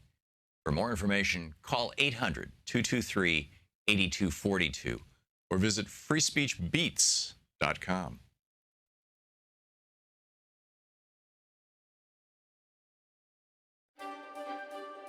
And welcome back. Thom Hartmann here with you. It is the third week of the Free Speech TV membership / fundraising drive. And, you know, sometimes people ask me, what's the big deal about Free Speech TV? Why should I donate to Free Speech TV? And, you know, my simple question to them would be, for example, just from the past couple of days, did you know that the Republicans in the Senate voted to make it harder for you or me or our government to know what are safe workplaces and what are dangerous workplaces? It used to be that employers had to keep a record of all the people who died or were injured in their place of work so that if trends started developing, we could say, hey, wait a minute. Sorry, Republicans just did away with that. The Senate voted 50 to 48. All 50 votes were Republicans. All 48 were Democrats. To strike down a rule requires large employers to keep on an ongoing record of health and safety concerns. Did you hear about that on ABC, NBC, CBS, MSNBC, CNN, or Fox? No? Gee, I wonder why. Could it be that they don't want to offend the Republicans? Because after all, there's Sunday shows. If it's Sunday, it's Meet the Republicans, right? They've got to have access. They got to keep these people happy. They're afraid to anger them. They're afraid to offend them by telling the truth about them. So they play along with this game, which is why we continue year after year to have Republicans elected to high positions of power. This is crazy. Did you hear, for example, that last week the Republicans voted 50 to 48 again? All 50 votes were Republicans to say that your internet service provider can sell all your private information. Every single click you make on your computer. And it's not just every click you make. I mean, the ISPs literally, they can watch your mouse hover over a page. They can tell which part of the page you read the most. They can tell which articles you're looking at, what kinds of articles you're looking at, but not just generically, right down to the specific article, when you clicked on it, how long you read it, how long you spent there. All of that information is available to your internet service provider, whether it's Comcast, whether it's Verizon, whether it's AT&T, or whether it's some other company. They all have that information. And the Republicans in the Senate just voted to give them the right to sell it to anybody, to your nosy next-door neighbor, to your potential father-in-law, to your employer, to the local newspaper. You know, we are so connected to our computers these days that basically our browsing history is our thinking history. It's like looking in somebody's brain. And the Republicans did that entirely without a single Democratic vote. Did any of the corporate media in America report to you on this? If you saw it, I didn't. Maybe it got reported. I don't think so. And why isn't that the top story? So these are the kind of things that you see covered here on Free Speech TV, because we're not afraid of the Republicans. We don't need the Republicans, and we're not taking money from the big corporations that fund the Republican Party or the think tanks, the billionaire-funded think tanks that are funding even now NPR. We don't take any of that money. By we, I mean Free Speech TV, which, you know, we provide. Thom Hartmann Program is on Free Speech TV, but I'm not, you know, I'm here on behalf of Free Speech TV, shall we say. So this is like mind-boggling stuff. and it's not being covered. And it's not being covered because we have a corporate media. Here on Free Speech TV is the nonprofit media.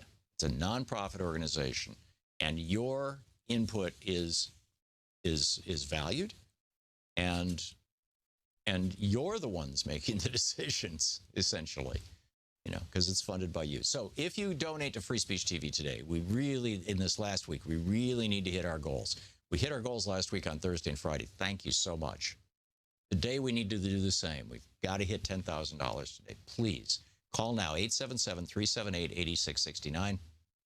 With a $60 gift, you get a Free Speech TV water bottle. We've changed the book this week. With a $120 gift, you get a copy of my book, The Thom Hartmann Reader, which is a collection of chapters from about a dozen different books that I've written. And with a $150 gift, you get a copy of my book, The Thom Hartmann Reader, and the Spirit of Standing Rock DVD.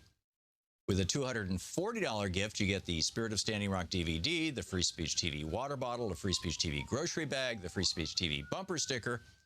With a $360 gift, and notice these are all divisible by 12, all except the $150.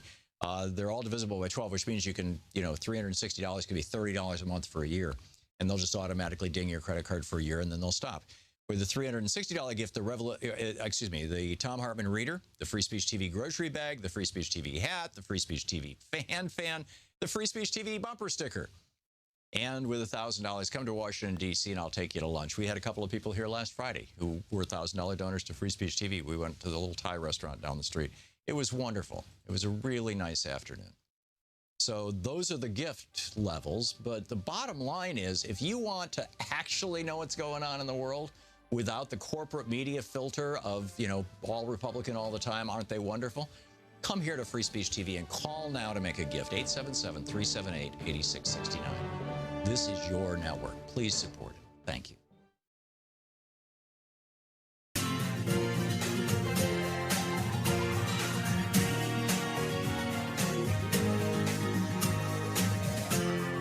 This is the Thom Hartmann Program. Hartmann here with you, and super happy to have in the studio Alex Lawson of Social Security Works, socialsecurityworks.org. He's the executive director. You can tweet him at ALAW202. What a novel Twitter handle. At Alex Lawson. Although, if somebody types in Alex Lawson, does your name pop up? Are you on Twitter? I think ALAW202 is easy. On Facebook, Social Security Works is the one to find. Okay. The reason I wanted you on is Alex, is that over the last couple of weeks, I keep getting calls from people who have very specific questions about.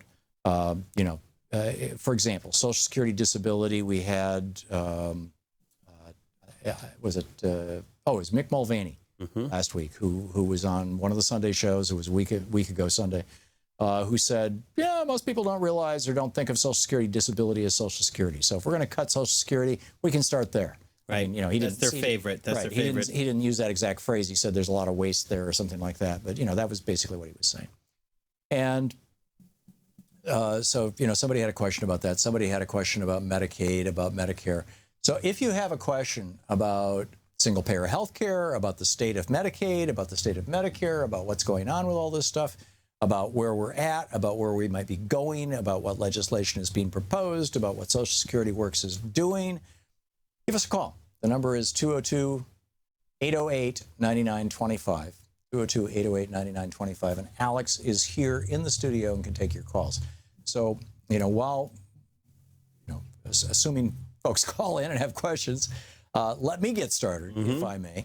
What is the current state of Social Security, Medicare, and Medicaid? Each one of these programs has a trust fund associated with it, a budget associated with it, a constituency associated with it, and all three of them, we have been told by Republicans, are on the verge of completely collapsing. What is the reality? The opposite of what the greedy liars on Wall Street push, always. Let's start with Medicaid, because I think we saw something really interesting there in this fight on Trump care. Okay, let's define Medicaid first. So Medicaid is a program, and most people think of it because it does provide health care for people with lower incomes, for poorer Americans. But that's not all that Medicaid does. And I think that a lot of people learned this go round that Medicaid is also, if a lot of people knew this, but a lot of people learned, is the largest provider of long-term care in America. So that is nursing home care or home health care for, you know, people who are too old and need 24-hour care or are facing a disability that also needs 24-hour care. When I say too old, what I mean is oftentimes family are taking care of parents, right? Now my cousin had a situation, one of my cousins, one of my many cousins, where she gave birth to a child with spina bifida, or spinal cord was exposed. Mm-hmm. And she lived until she was about 20, I think. And she never even acquired language skills. She was just profoundly disabled, unable to speak, unable, you know, basically lived in a diaper, needed to be cared 24/7. And my cousin was paid by the government to care for her daughter. And I believe that was Social Security disability, or was that Medicaid? It could be in specific cases, and I'm not exactly sure, but it could be parts of all of them. Right. And it wasn't a huge pay, by the way. It was basically minimum wage kind of, you know. But it's a good entry point into this discussion too, because prior to Medicaid, and definitely, you know, playing Social Security disability plays a role in this as well, but prior to Medicaid and under the plan that Trump Care was proposing, your cousin's child would have been institutionalized. There was no other option. And without Medicaid, millions of people with disabilities and people whose families can no longer care for them, not because they don't want to, but because 24-hour professional nursing care is needed, right? That's what I think people miss. The only option was institutionalization, and Medicaid allows a lot of families to actually have more independence, dignity, allows people to age in place, or people with disabilities to stay with their family. Those are all really great parts of Medicaid.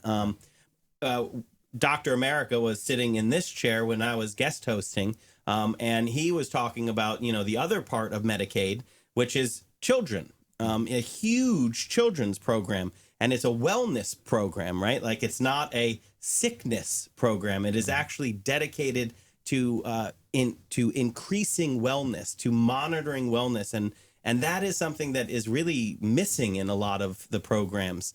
In a lot of our, you know, insurance programs, they don't care.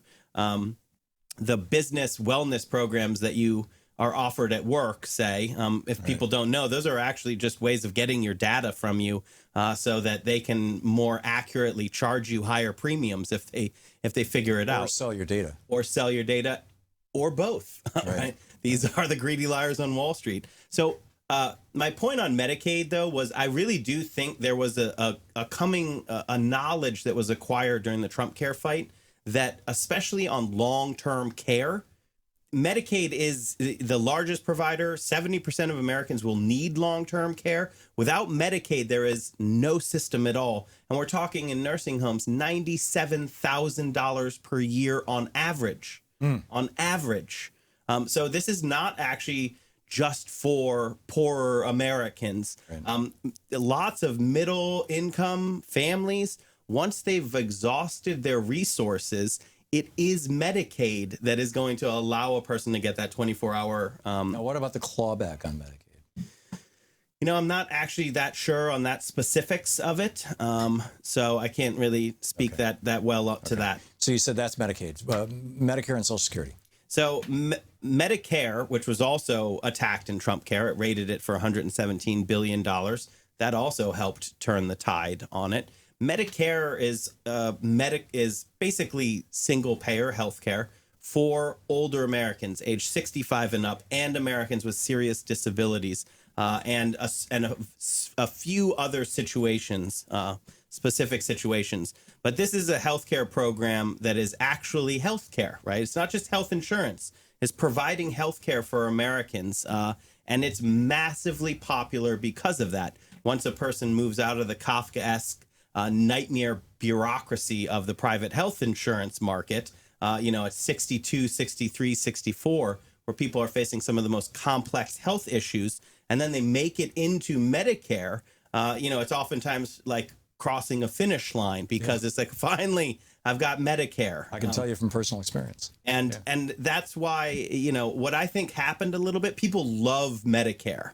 And I think during this fight, I think Medicaid got a little bit of that protective nature as well. Maybe I'm hoping that happened because these are two parts of a system. And if one part goes down, the other part will as well. You can't actually have, you can't do Medicare if you just destroy Medicaid because of the millions of people who are on both of them, called dual eligibles. These programs interact with each other, interface with each other, and many people are using both. And we'll get into Social Security after the break.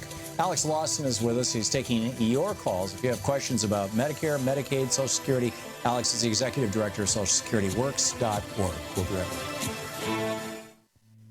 This is the Thom Hartmann Program. And you can tweet him at ALaw202. Be right back.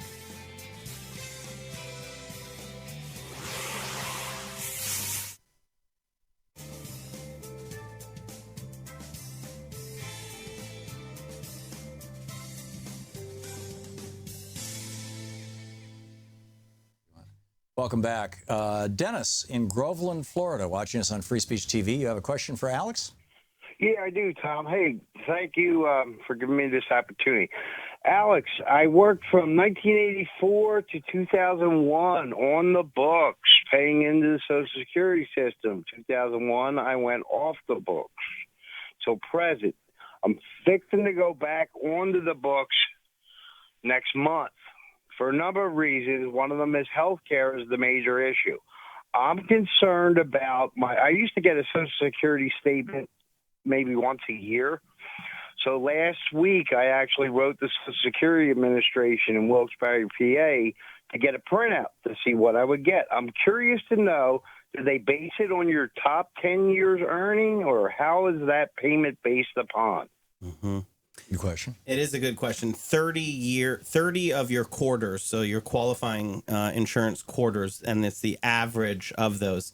So the big thing is that a portion of time where you weren't paying in to Social Security, those could average as zeros and actually really affect the level of your benefit. So it does behoove you to go. What I would recommend is going to a Social Security office. Just find the local office. It's all great union folks who work in the office. They're under enormous pressures and budget cutbacks, but they are the most knowledgeable people on this issue. And find out what your personal situation is, because there are times where, let's say there's just one quarter that has a zero in it, or two. You could actually come up with a situation where you actually work a job specifically looking to get rid of those zeros, and that would help the average. Wow, I'm thinking of my life, and I'm thinking of the list I got from Social Security, and I just wasn't paying attention at this level. But Louise and I have started 7 businesses, 5 substantial businesses over the last 45 years, and typically we for 2 or 3 years we take no income whatsoever. So I've got zero income, in fact, negative income. I'm spending money, like this radio show. The first 3 years of this radio show cost me a couple $100,000 just to get it up and running before it started producing money that paid me back. And then when we sell off the business, which we've done 5 times, we end up with a large enough pot of money that we can coast for 3 years and take a year off and then start the new business. And so my Social Security checks are like, poverty, poverty, poverty, rich, rich, rich, poverty, poverty, poverty, rich, rich. And so what do they do with that? It is so especially, and this is like for 40 years, especially with an entrepreneurial, very complex wage situation. That's where you really want to monitor your actual statement, because you have way more quarters than 30 in your work history. And it is the highest of them all. Oh, it is? It is the highest of them all that they average. So you have to have missed, there have to be enough zeros that it gets into the highest 30. I know I've got probably 6 or 7 or maybe 8 entire years where I know that my income was zero. But with 45 years, it's still going to probably drop out. Yeah, I've been in the workplace since I was 16, so Right. that's 50 years this year. And here's one thing, just as a kind of note on this one. The most annoying thing to me of this discussion is, where are those paper statements? How could they just take those away from us? We pay for those, and they We just don't get them anymore? No, they just took them away. It's written in the law that they owe us one every single year, and they just decided by fiat to stop doing that and to direct everyone online, and it's outrageous.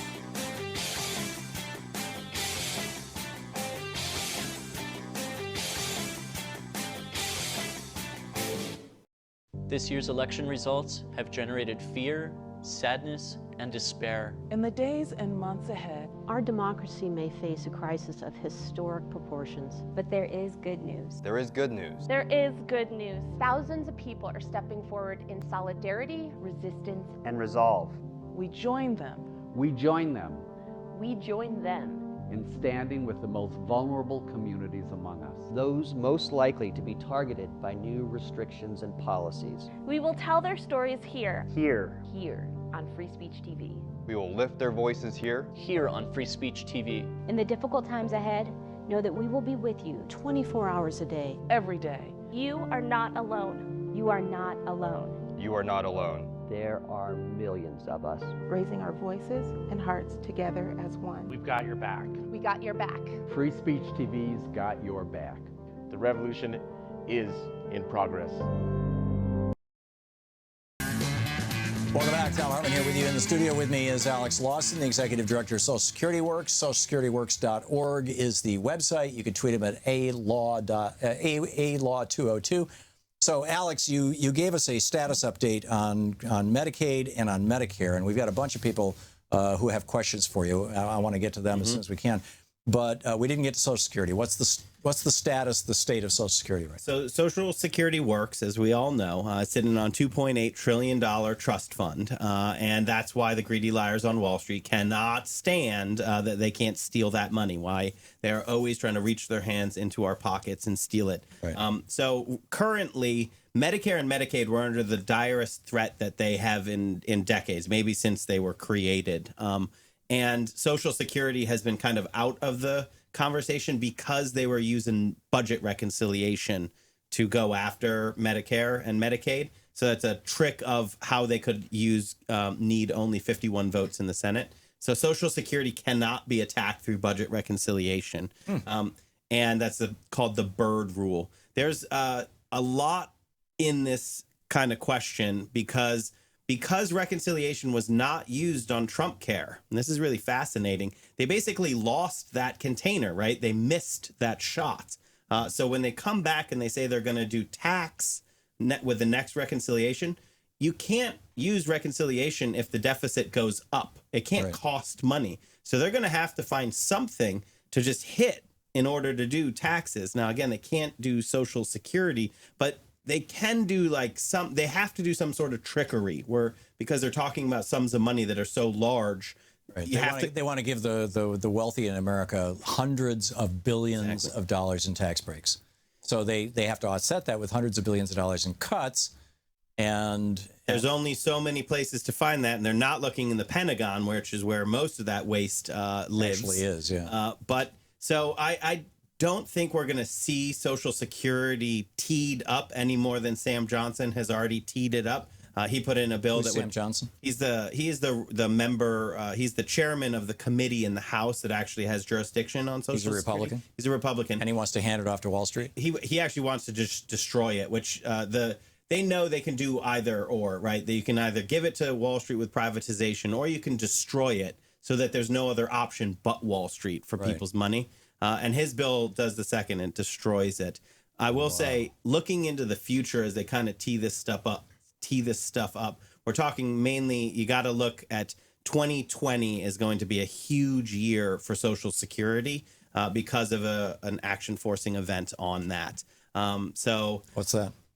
The DI Trust Fund is actually just an account. That's the disability. There's two trust funds that are treated actuarially as one, and they should be one. We should actually be pushing a law so that they're only one. That's why Mulvaney brought up DI. It's actually foreshadowing how they're going disability insurance. Yes. Because they're going to go after the disability insurance part of it. Wow. What they always try to do is split it, even though it is one program. Every 2 years, they have to vote to move money from one fund into the other, don't they, to just kind of rebalance Social Security? Every few years, and the next one is 2021. And so they try to line that stuff up so that when it comes around, they pretend that the disability trust fund is, rife with waste, fraud, and abuse, which is a total lie. We have the most, if anything, there are millions of people in America who should be receiving disability through Social I understand Security. It takes like 2 years to get on it. They always routinely turn you down the first couple times. You got to hire a lawyer. You got to go through jump through all these hoops. Is that all true? It's routinely, yes. They turn it. It's all true. The way I look at it is there's only one country, one advanced economy that has more stringent restrictions on their disability insurance, which is South Korea. All other advanced economies have understand that I can't remember what it is. False negatives, right, are actually a huge problem, right? So people who've paid into the system need disability insurance and can't get it. That is, and that's the main problem we have with our system. They pretend it goes the other way, right? They pretend that the main problem is there's all these people who get Social Security disability insurance and don't deserve it or don't need it. But it is an incredibly long process. It's very difficult. And when we're talking about people to qualify for disability insurance, you can't just not do the job that you were doing when you faced a life-changing disability. It's actually any job, right? So, I mean, we're talking about very serious life-changing disabilities. Just, hey, my foot is smashed, I can't drive trucks anymore. No. So they would say, but you can still run a computer, so you don't qualify for disability. Exactly. It's literally walking out into the street, crossing the street in a taxi cab, hits you, and all of a sudden you cannot do any work anymore. Right. But your bills don't stop coming, right? Your mortgage you got to pay, and this is the system that we have for that. It's wage insurance that we get. And Social Security disability. This is literally an insurance policy that covers every American. Exactly. So if somebody's walking around 15 years old, 20 years old, 25 years old, 30 years old, I think most Americans have no idea. I mean, if somebody 20 years old becomes completely disabled, my friend Michael Hutchison, I've told you this story, he fell running in Santa Fe back about 15, 20 years ago, broke his neck. He was paralyzed from the neck down. So he went on Social Security disability and until the day he died. And it provided a small apartment for him and some care. And it was a wonderful thing. But it's like, I forgot where I was going with that story. If a person is, say, 30 years old and they face a life-changing... Oh, yeah, that's my point. Is Michael had probably, over the course of his life, the equivalent of millions of dollars, I mean, basically, we all have a multi-million-dollar insurance policy in Social Security disability. And that's what Mick Mulvaney and Donald Trump and the Republicans want to do away with. Yeah, and if you add to it, a lot of people don't ever want to think about the fact that people die, right?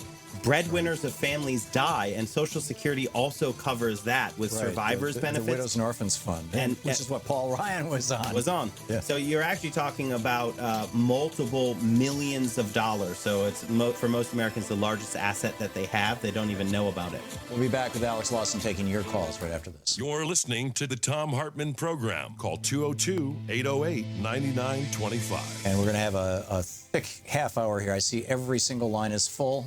Alex Lawson, the executive director of SocialSecurityWorks.org. Check it out.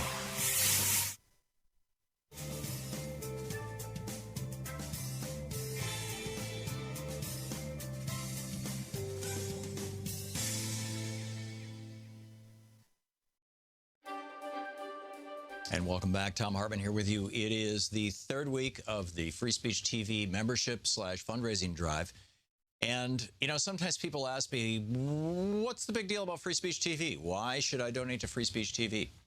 And, my simple question to them would be, for example, just from the past couple of days, did you know that the Republicans in the Senate voted to make it harder for you or me or our government to know what are safe workplaces and what are dangerous workplaces? It used to be that employers had to keep a record of all the people who died or were injured in their place of work. so that if trends started developing, we could say, hey, wait a minute. Sorry, Republicans just did away with that. The Senate voted 50 to 48. All 50 votes were Republicans. All 48 were Democrats. To strike down a rule requires large employers to keep on an ongoing record of health and safety concerns. Did you hear about that on ABC, NBC, CBS, MSNBC, CNN, or Fox? No? Gee, I wonder why. Could it be that they don't want to offend the Republicans? Because after all, there's Sunday shows. If it's Sunday, it's Meet the Republicans, right? They've got to have access. They got to keep these people happy. They're afraid to anger them. They're afraid to offend them by telling the truth about them. So they play along with this game, which is why we continue year after year to have Republicans elected to high positions of power. This is crazy. Did you hear, for example, that last week the Republicans voted 50 to 48 again? All 50 votes were Republicans to say that your internet service provider can sell all your private information. Every single click you make on your computer. And it's not just every click you make. I mean, the ISPs literally, they can watch your mouse hover over a page. They can tell which part of the page you read the most. They can tell which articles you're looking at, what kinds of articles you're looking at, but not just generically, right down to the specific article, when you clicked on it, how long you read it, how long you spent there. All of that information is available to your internet service provider, whether it's Comcast, whether it's Verizon, whether it's AT&T, or whether it's some other company. They all have that information. And the Republicans in the Senate just voted to give them the right to sell it to anybody, to your nosy next-door neighbor, to your potential father-in-law, to your employer, to the local newspaper. You know, we are so connected to our computers these days that basically our browsing history is our thinking history. It's like looking in somebody's brain. And the Republicans did that entirely without a single Democratic vote. Did any of the corporate media in America report to you on this? If you saw it, I didn't. Maybe it got reported. I don't think so. And why isn't that the top story?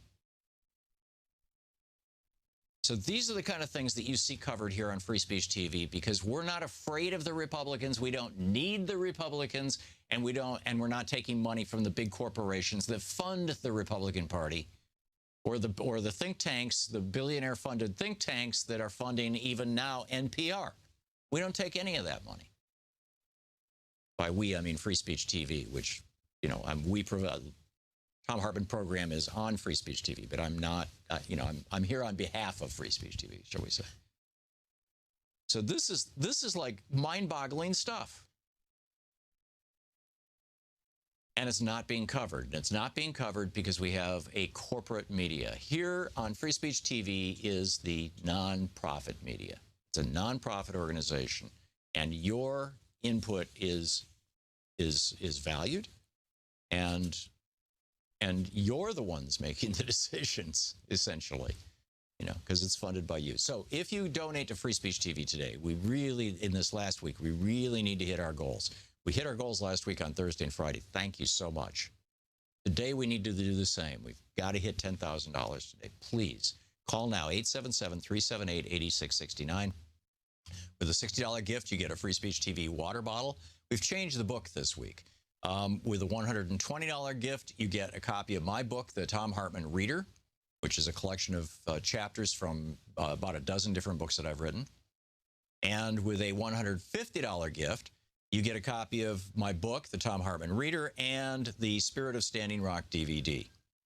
With a $240 gift, you get the Spirit of Standing Rock DVD, the Free Speech TV water bottle, the Free Speech TV grocery bag, the Free Speech TV bumper sticker, with a $360 gift. And notice these are all divisible by 12, all except the $150. They're all divisible by 12, which means you can, you know, $360 can be $30 a month for a year. And they'll just automatically ding your credit card for a year, and then they'll stop. With the $360 gift, the Thom Hartmann Reader, the Free Speech TV grocery bag, the Free Speech TV hat, the Free Speech TV fan, the Free Speech TV bumper sticker.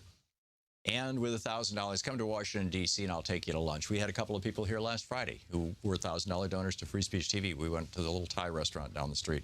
It was wonderful. It was a really nice afternoon. So those are the gift levels. But the bottom line is, if you want to actually know what's going on in the world without the corporate media filter of, all Republican all the time, aren't they wonderful? Come here to Free Speech TV and call now to make a gift. 877-378-8669. This is your network. Please support it. Thank you.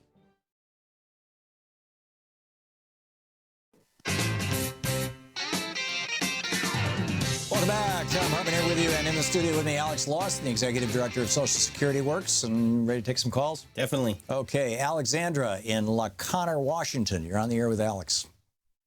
Yay. Thank you both. Thank you, Tom, for everything you do, and thank you also, Alex Lawson. Let me begin with a very small rant, which is I am so sick of every discussion about Medicaid revolving around elderly. I am calling you about my son, who was born disabled due to the fact that my doctor had me on Prozac when I was pregnant. My son has a normal chromosome study. However, he is profoundly disabled. He is nonverbal, he is non-ambulatory, he's incontinent. However, he also has critical thinking skills, and he can learn. And that's as much of the story as I'll tell you, because the rest of it gets very, very, very dire and convoluted. I'm watching very closely what's going on in politics, have been since my son was born. What will happen to my son if they cut Medicaid? Alex? It's a really important and critical question. And the truth is, if they cut Medicaid, and what they were aiming for is destroying Medicaid, there is nothing. There is no other system. There's no other program. And that's why I think in the fevered brains of the Republicans, they think that Alexandra will take her son and drop him on the front door of a church, and the church will warmly embrace him and take him in. Because after all, individual charity, or maybe charity in front of the Koch brothers' house, they'll help out. Exactly. But I mean, that is, that's if you're being really generous to them. Because also, I think that you could just say they believe that people will die, and that in their minds, that's okay. Right, because those people in their minds are useless eaters. And, like Robert Mercer, who actually, the billionaire behind Donald Trump, who thinks that people's worth is actually calculated by their salaries. He said that, or how much money they make. So the truth is, and I really thank you to the caller who brought it up, Medicaid is, it serves millions of people, including millions of children and millions of seniors. And that is, it's very important to understand that it serves so many people, and that specific case, it really shows they had nothing to cover that situation. If they got their way, they would just do away with the one system that is there, that is set up to actually work in a situation like that we all pay for, right? Like, as a society, we pay for this because we understand that we need systems in place for all of these eventualities, and we're okay with it unless, you're a greedy liar on Wall Street. Yeah, there you go. Roberta in Underwood, Washington. Hey, Roberta, what's up? Hi, Tom, Alex. Great to hear your show. Thank you. This is regarding healthcare as well. I am in favor of a comprehensive healthcare plan financed by a single-payer program where employees and employers would pay matching portions, of course, similar to Social Security, to support it. And in your opinion, Alex, I would like to know, what percentage do you see as reasonable to support a single-payer Medicare for All program? What will it cost us? It's a really good point. Brilliant question. Thank you, Roberta. So I think just to kind of play it out a little bit, I think a way for people to understand what single-payer kind of can mean is to just think of Medicare being expanded to cover everybody, so that everybody would have Medicare. We would have to pay more into this system. That's true. I think that, we shouldn't just think of the payroll tax, though. And so I'm not trying to dodge the question. I want to point out a few things. There are so many pieces of our system that upwardly redistribute wealth, right into the pockets of billionaires, that I think it's completely fair that for something like expanding Medicare to cover everybody, we don't go the direction of a buy-in. We don't go the direction of, folks are going to pay in. We would need to adjust up how much we pay in. That's true. But we should also do something like a surtax on incomes over $1 million a year, right? Or a financial transactions tax dedicated to expanding Medicare for everybody, or something like that. An estate tax, if I had my druthers, it would be a 99% estate tax on estates over $5 billion. And then, graduated down from there. Let people argue why their heirs need more than $5 billion. Yeah, I always said $1 billion. I mean, we've got a website called nobillionaires.com. Yes, it makes perfect sense. If you can't live on $1 billion, you got a problem. And that idea is as American as it gets. Thomas Paine came up with something like that. So what I'm saying is we should think of the payroll contributions for an expanded Medicare, but we should also think beyond that, because how does Canada do it? Actually, I don't know how Canada pays. I don't know. I know people pay a monthly fee, and it's a couple $100 a month, and it's not onerous, and it's also adjusted based on your income. Right, and that's a big part of why I want to go a little bit beyond, because what I don't know is, do they have other sources of revenue that are dedicated to it? When I lived in Germany, now this was in the 80s, and their program has changed a number of times as the government goes left, right. But when I lived in Germany, we paid nothing.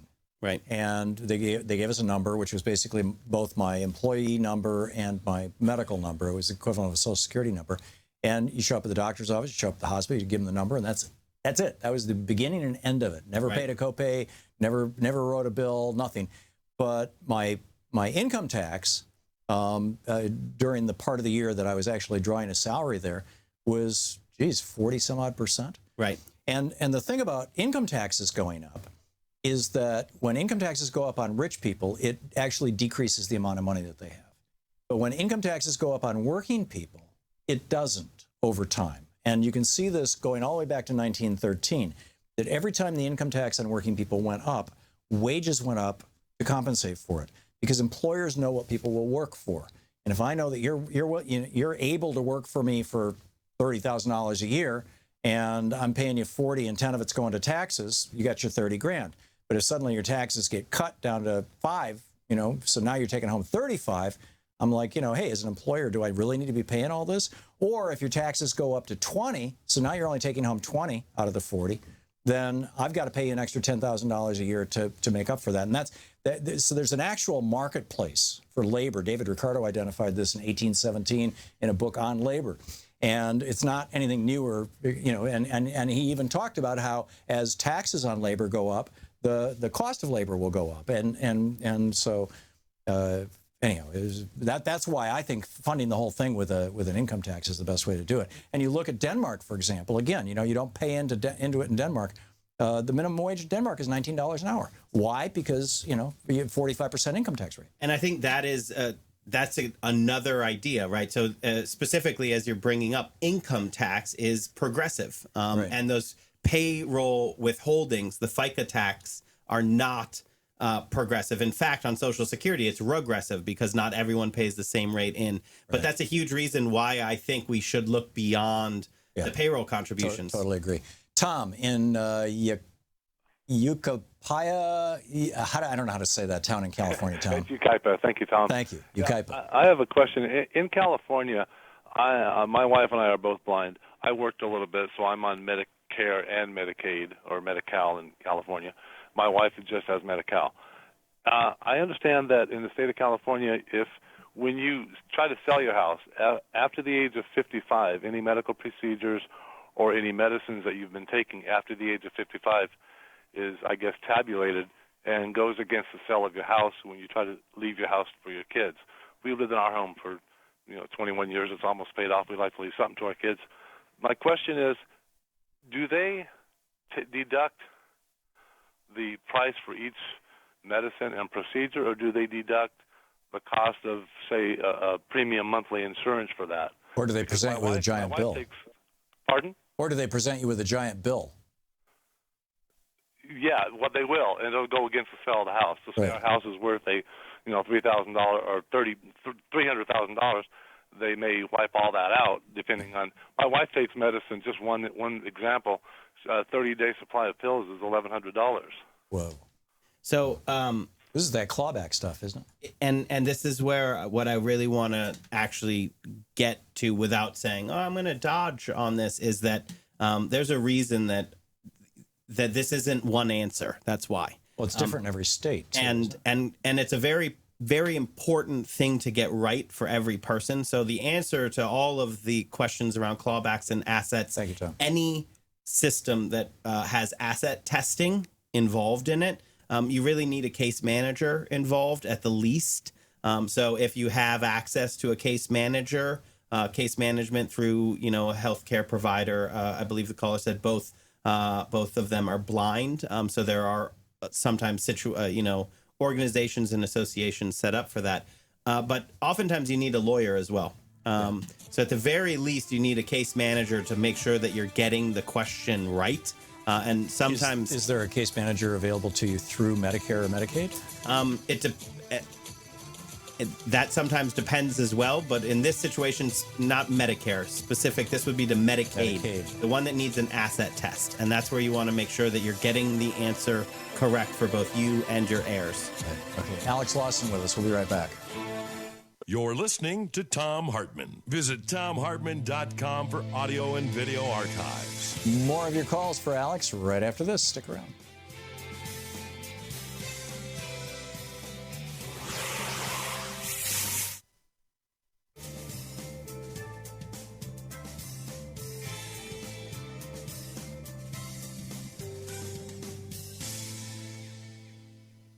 Welcome back. Ted, watching Free Speech TV in Soledad, California. Hey, Ted, you're on the air with Alex. What's up? Hi. Yeah, very interesting. I really like your show, Tom. I am in my 70s, and I have both Medicare and a supplemental that was part of my union. When I was working, the union negotiated a system where it would continue as a supplemental in my retirement. And this worked really good. Well, I've had some very expensive cancer treatment that's probably saving my life right now. My question is, my wife worked as a caregiver. She didn't have anyway, she has Medicare, but she doesn't have any kind of supplement. And I get lots of ads, which, the insurance companies that Tom rants against in terms of their greediness. How can I research what would be good if she needs a supplemental insurance, and which ones are ethically pretty reasonable? And I have a related question about the ACA. Trump and Ryan and McConnell and all their puppets come on and rant about how horrible the ACA is and how it's destroyed America and all this other BS. Anyway, how do I find out real information about the problems of the ACA so I can talk to the Fox brains? Because they really think this is awful, and I know the ACA is helping a lot of people. So, there's a. How do I research this stuff? That's my question, and I'll shut up. Great questions, and very difficult. Finding good information, especially around Medicare and supplementals, is very difficult. Is that because there's so many corporations that are making money off it? Because this is a billion-dollar industry. There shouldn't be any holes in Medicare that need supplemental insurance, and the insurance companies are super greedy, as you bring up all the time. But there is a gap, and most people find at some point a need to fill that gap. And AARP is a giant insurance company that does offer a product aimed at filling. Well, they have a couple of products. Yes. You've got the Medigap, which fills in the hole, or you got Medicare Advantage, which replaces Medicare essentially for the year. Right.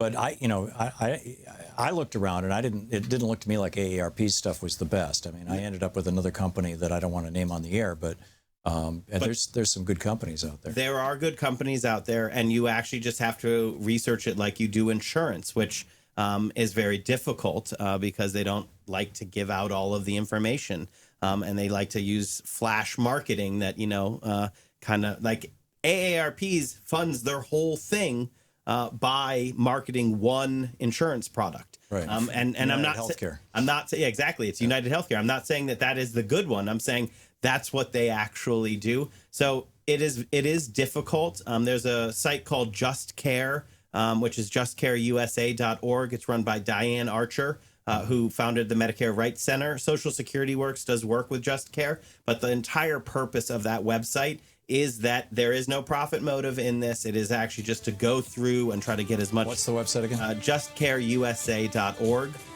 And that is a good starting point. That's a great resource. Justcareusa.org. We'll be right back with more of your questions for Alex Lawson.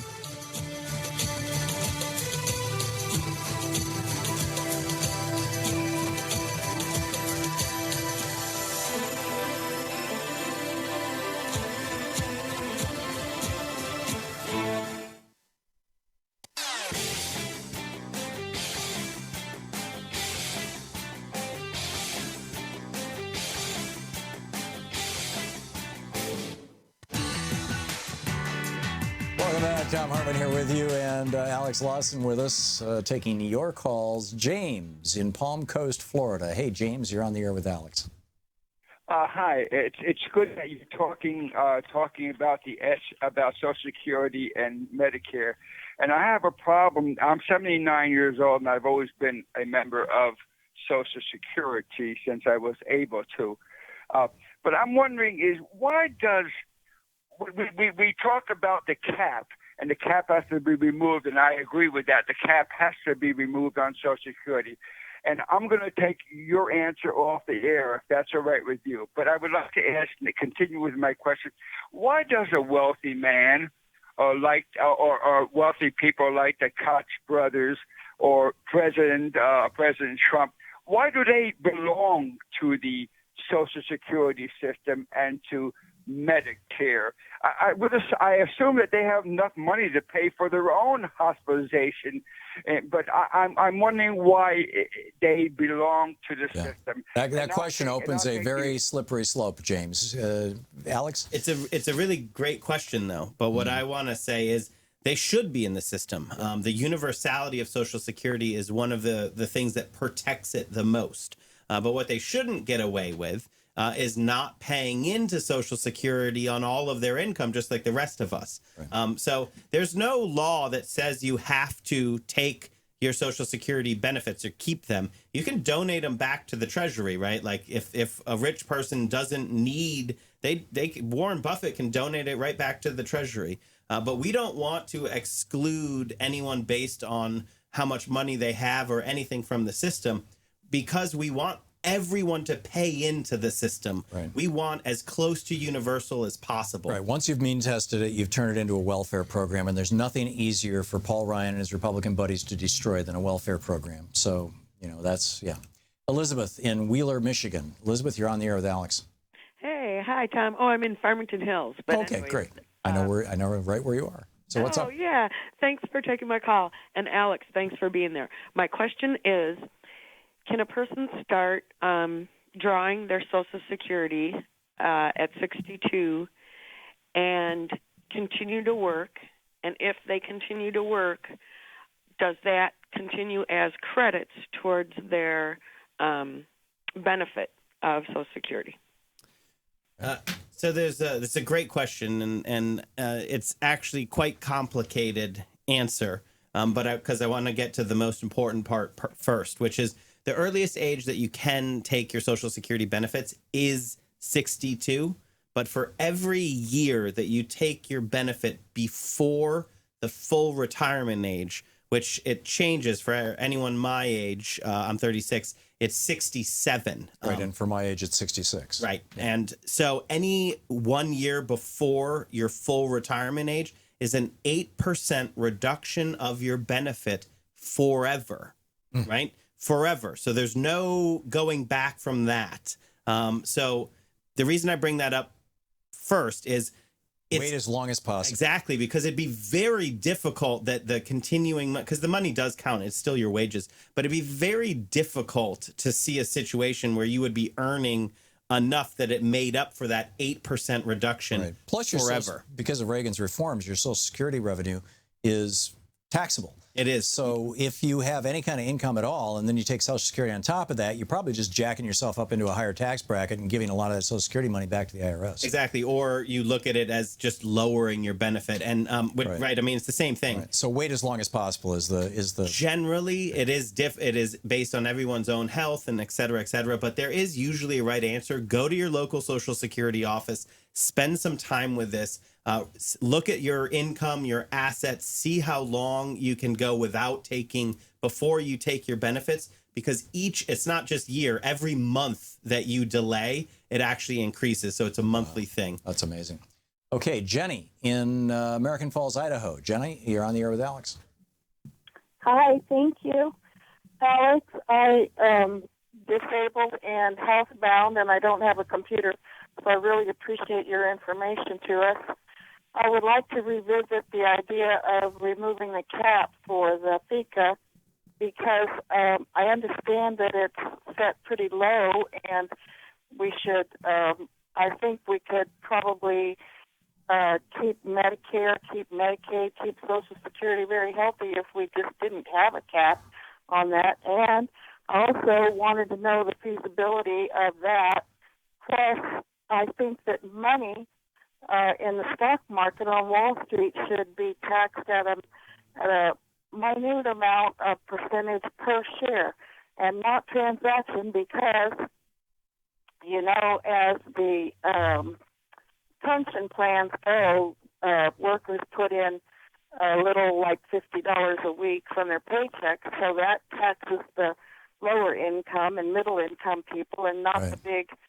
Right. Jenny, we're running out of time here. We got about a minute and a half, so let's get Alex in to answer your question. And those are your callers are fantastic, because as always, exactly, we have the best callers in the world. You Alex. do. She just hit on everything, right? Yeah. Like, yes, the cap is far too low, $127,000. So the people above it, though, it's a very small percentage. Less than 2% of Americans are not paying in on all of their income. So scrap the cap, get everybody paying in on all of their income, including their investment income, and we can not only extend the solvency of Social Security, we can expand benefits for everyone. The only problem with Social Security is that for millions of people, benefits are too low. Now, if we get to the second half and we have a financial transactions tax, dedicate that to Social Security and we can expand benefits even more. Dedicate that to Medicare and we can expand Medicare. And that is just a tax on Wall Street speculation, which is bad for the economy anyways. So that is a very good proposal that has been implemented in other countries, and we've seen that it works. The thing that I like about this discussion is when you dedicate that tax, when you dedicate it to Social Security and or Medicare, you know that it's coming back to the people. And that's why I propose always to dedicate it to Social Security or dedicate it to Medicare. Sounds like a plan. Alex Lawson, the website, socialsecurityworks.org. And what was that other site that you recommend? JustCareusa.org. JustCareusa.org. And you can get to it from Social Security Works. Okay, so go to socialsecurityworks.org and you can find it. And you can tweet him at ALaw202 or at SSWorks. Alex, thanks so much. Thanks, Tom. Great having you. And we'll be back tomorrow. And don't forget, democracy is not a spectator sport. It requires all of us. That includes you. Peg, you're it. We'll see you tomorrow.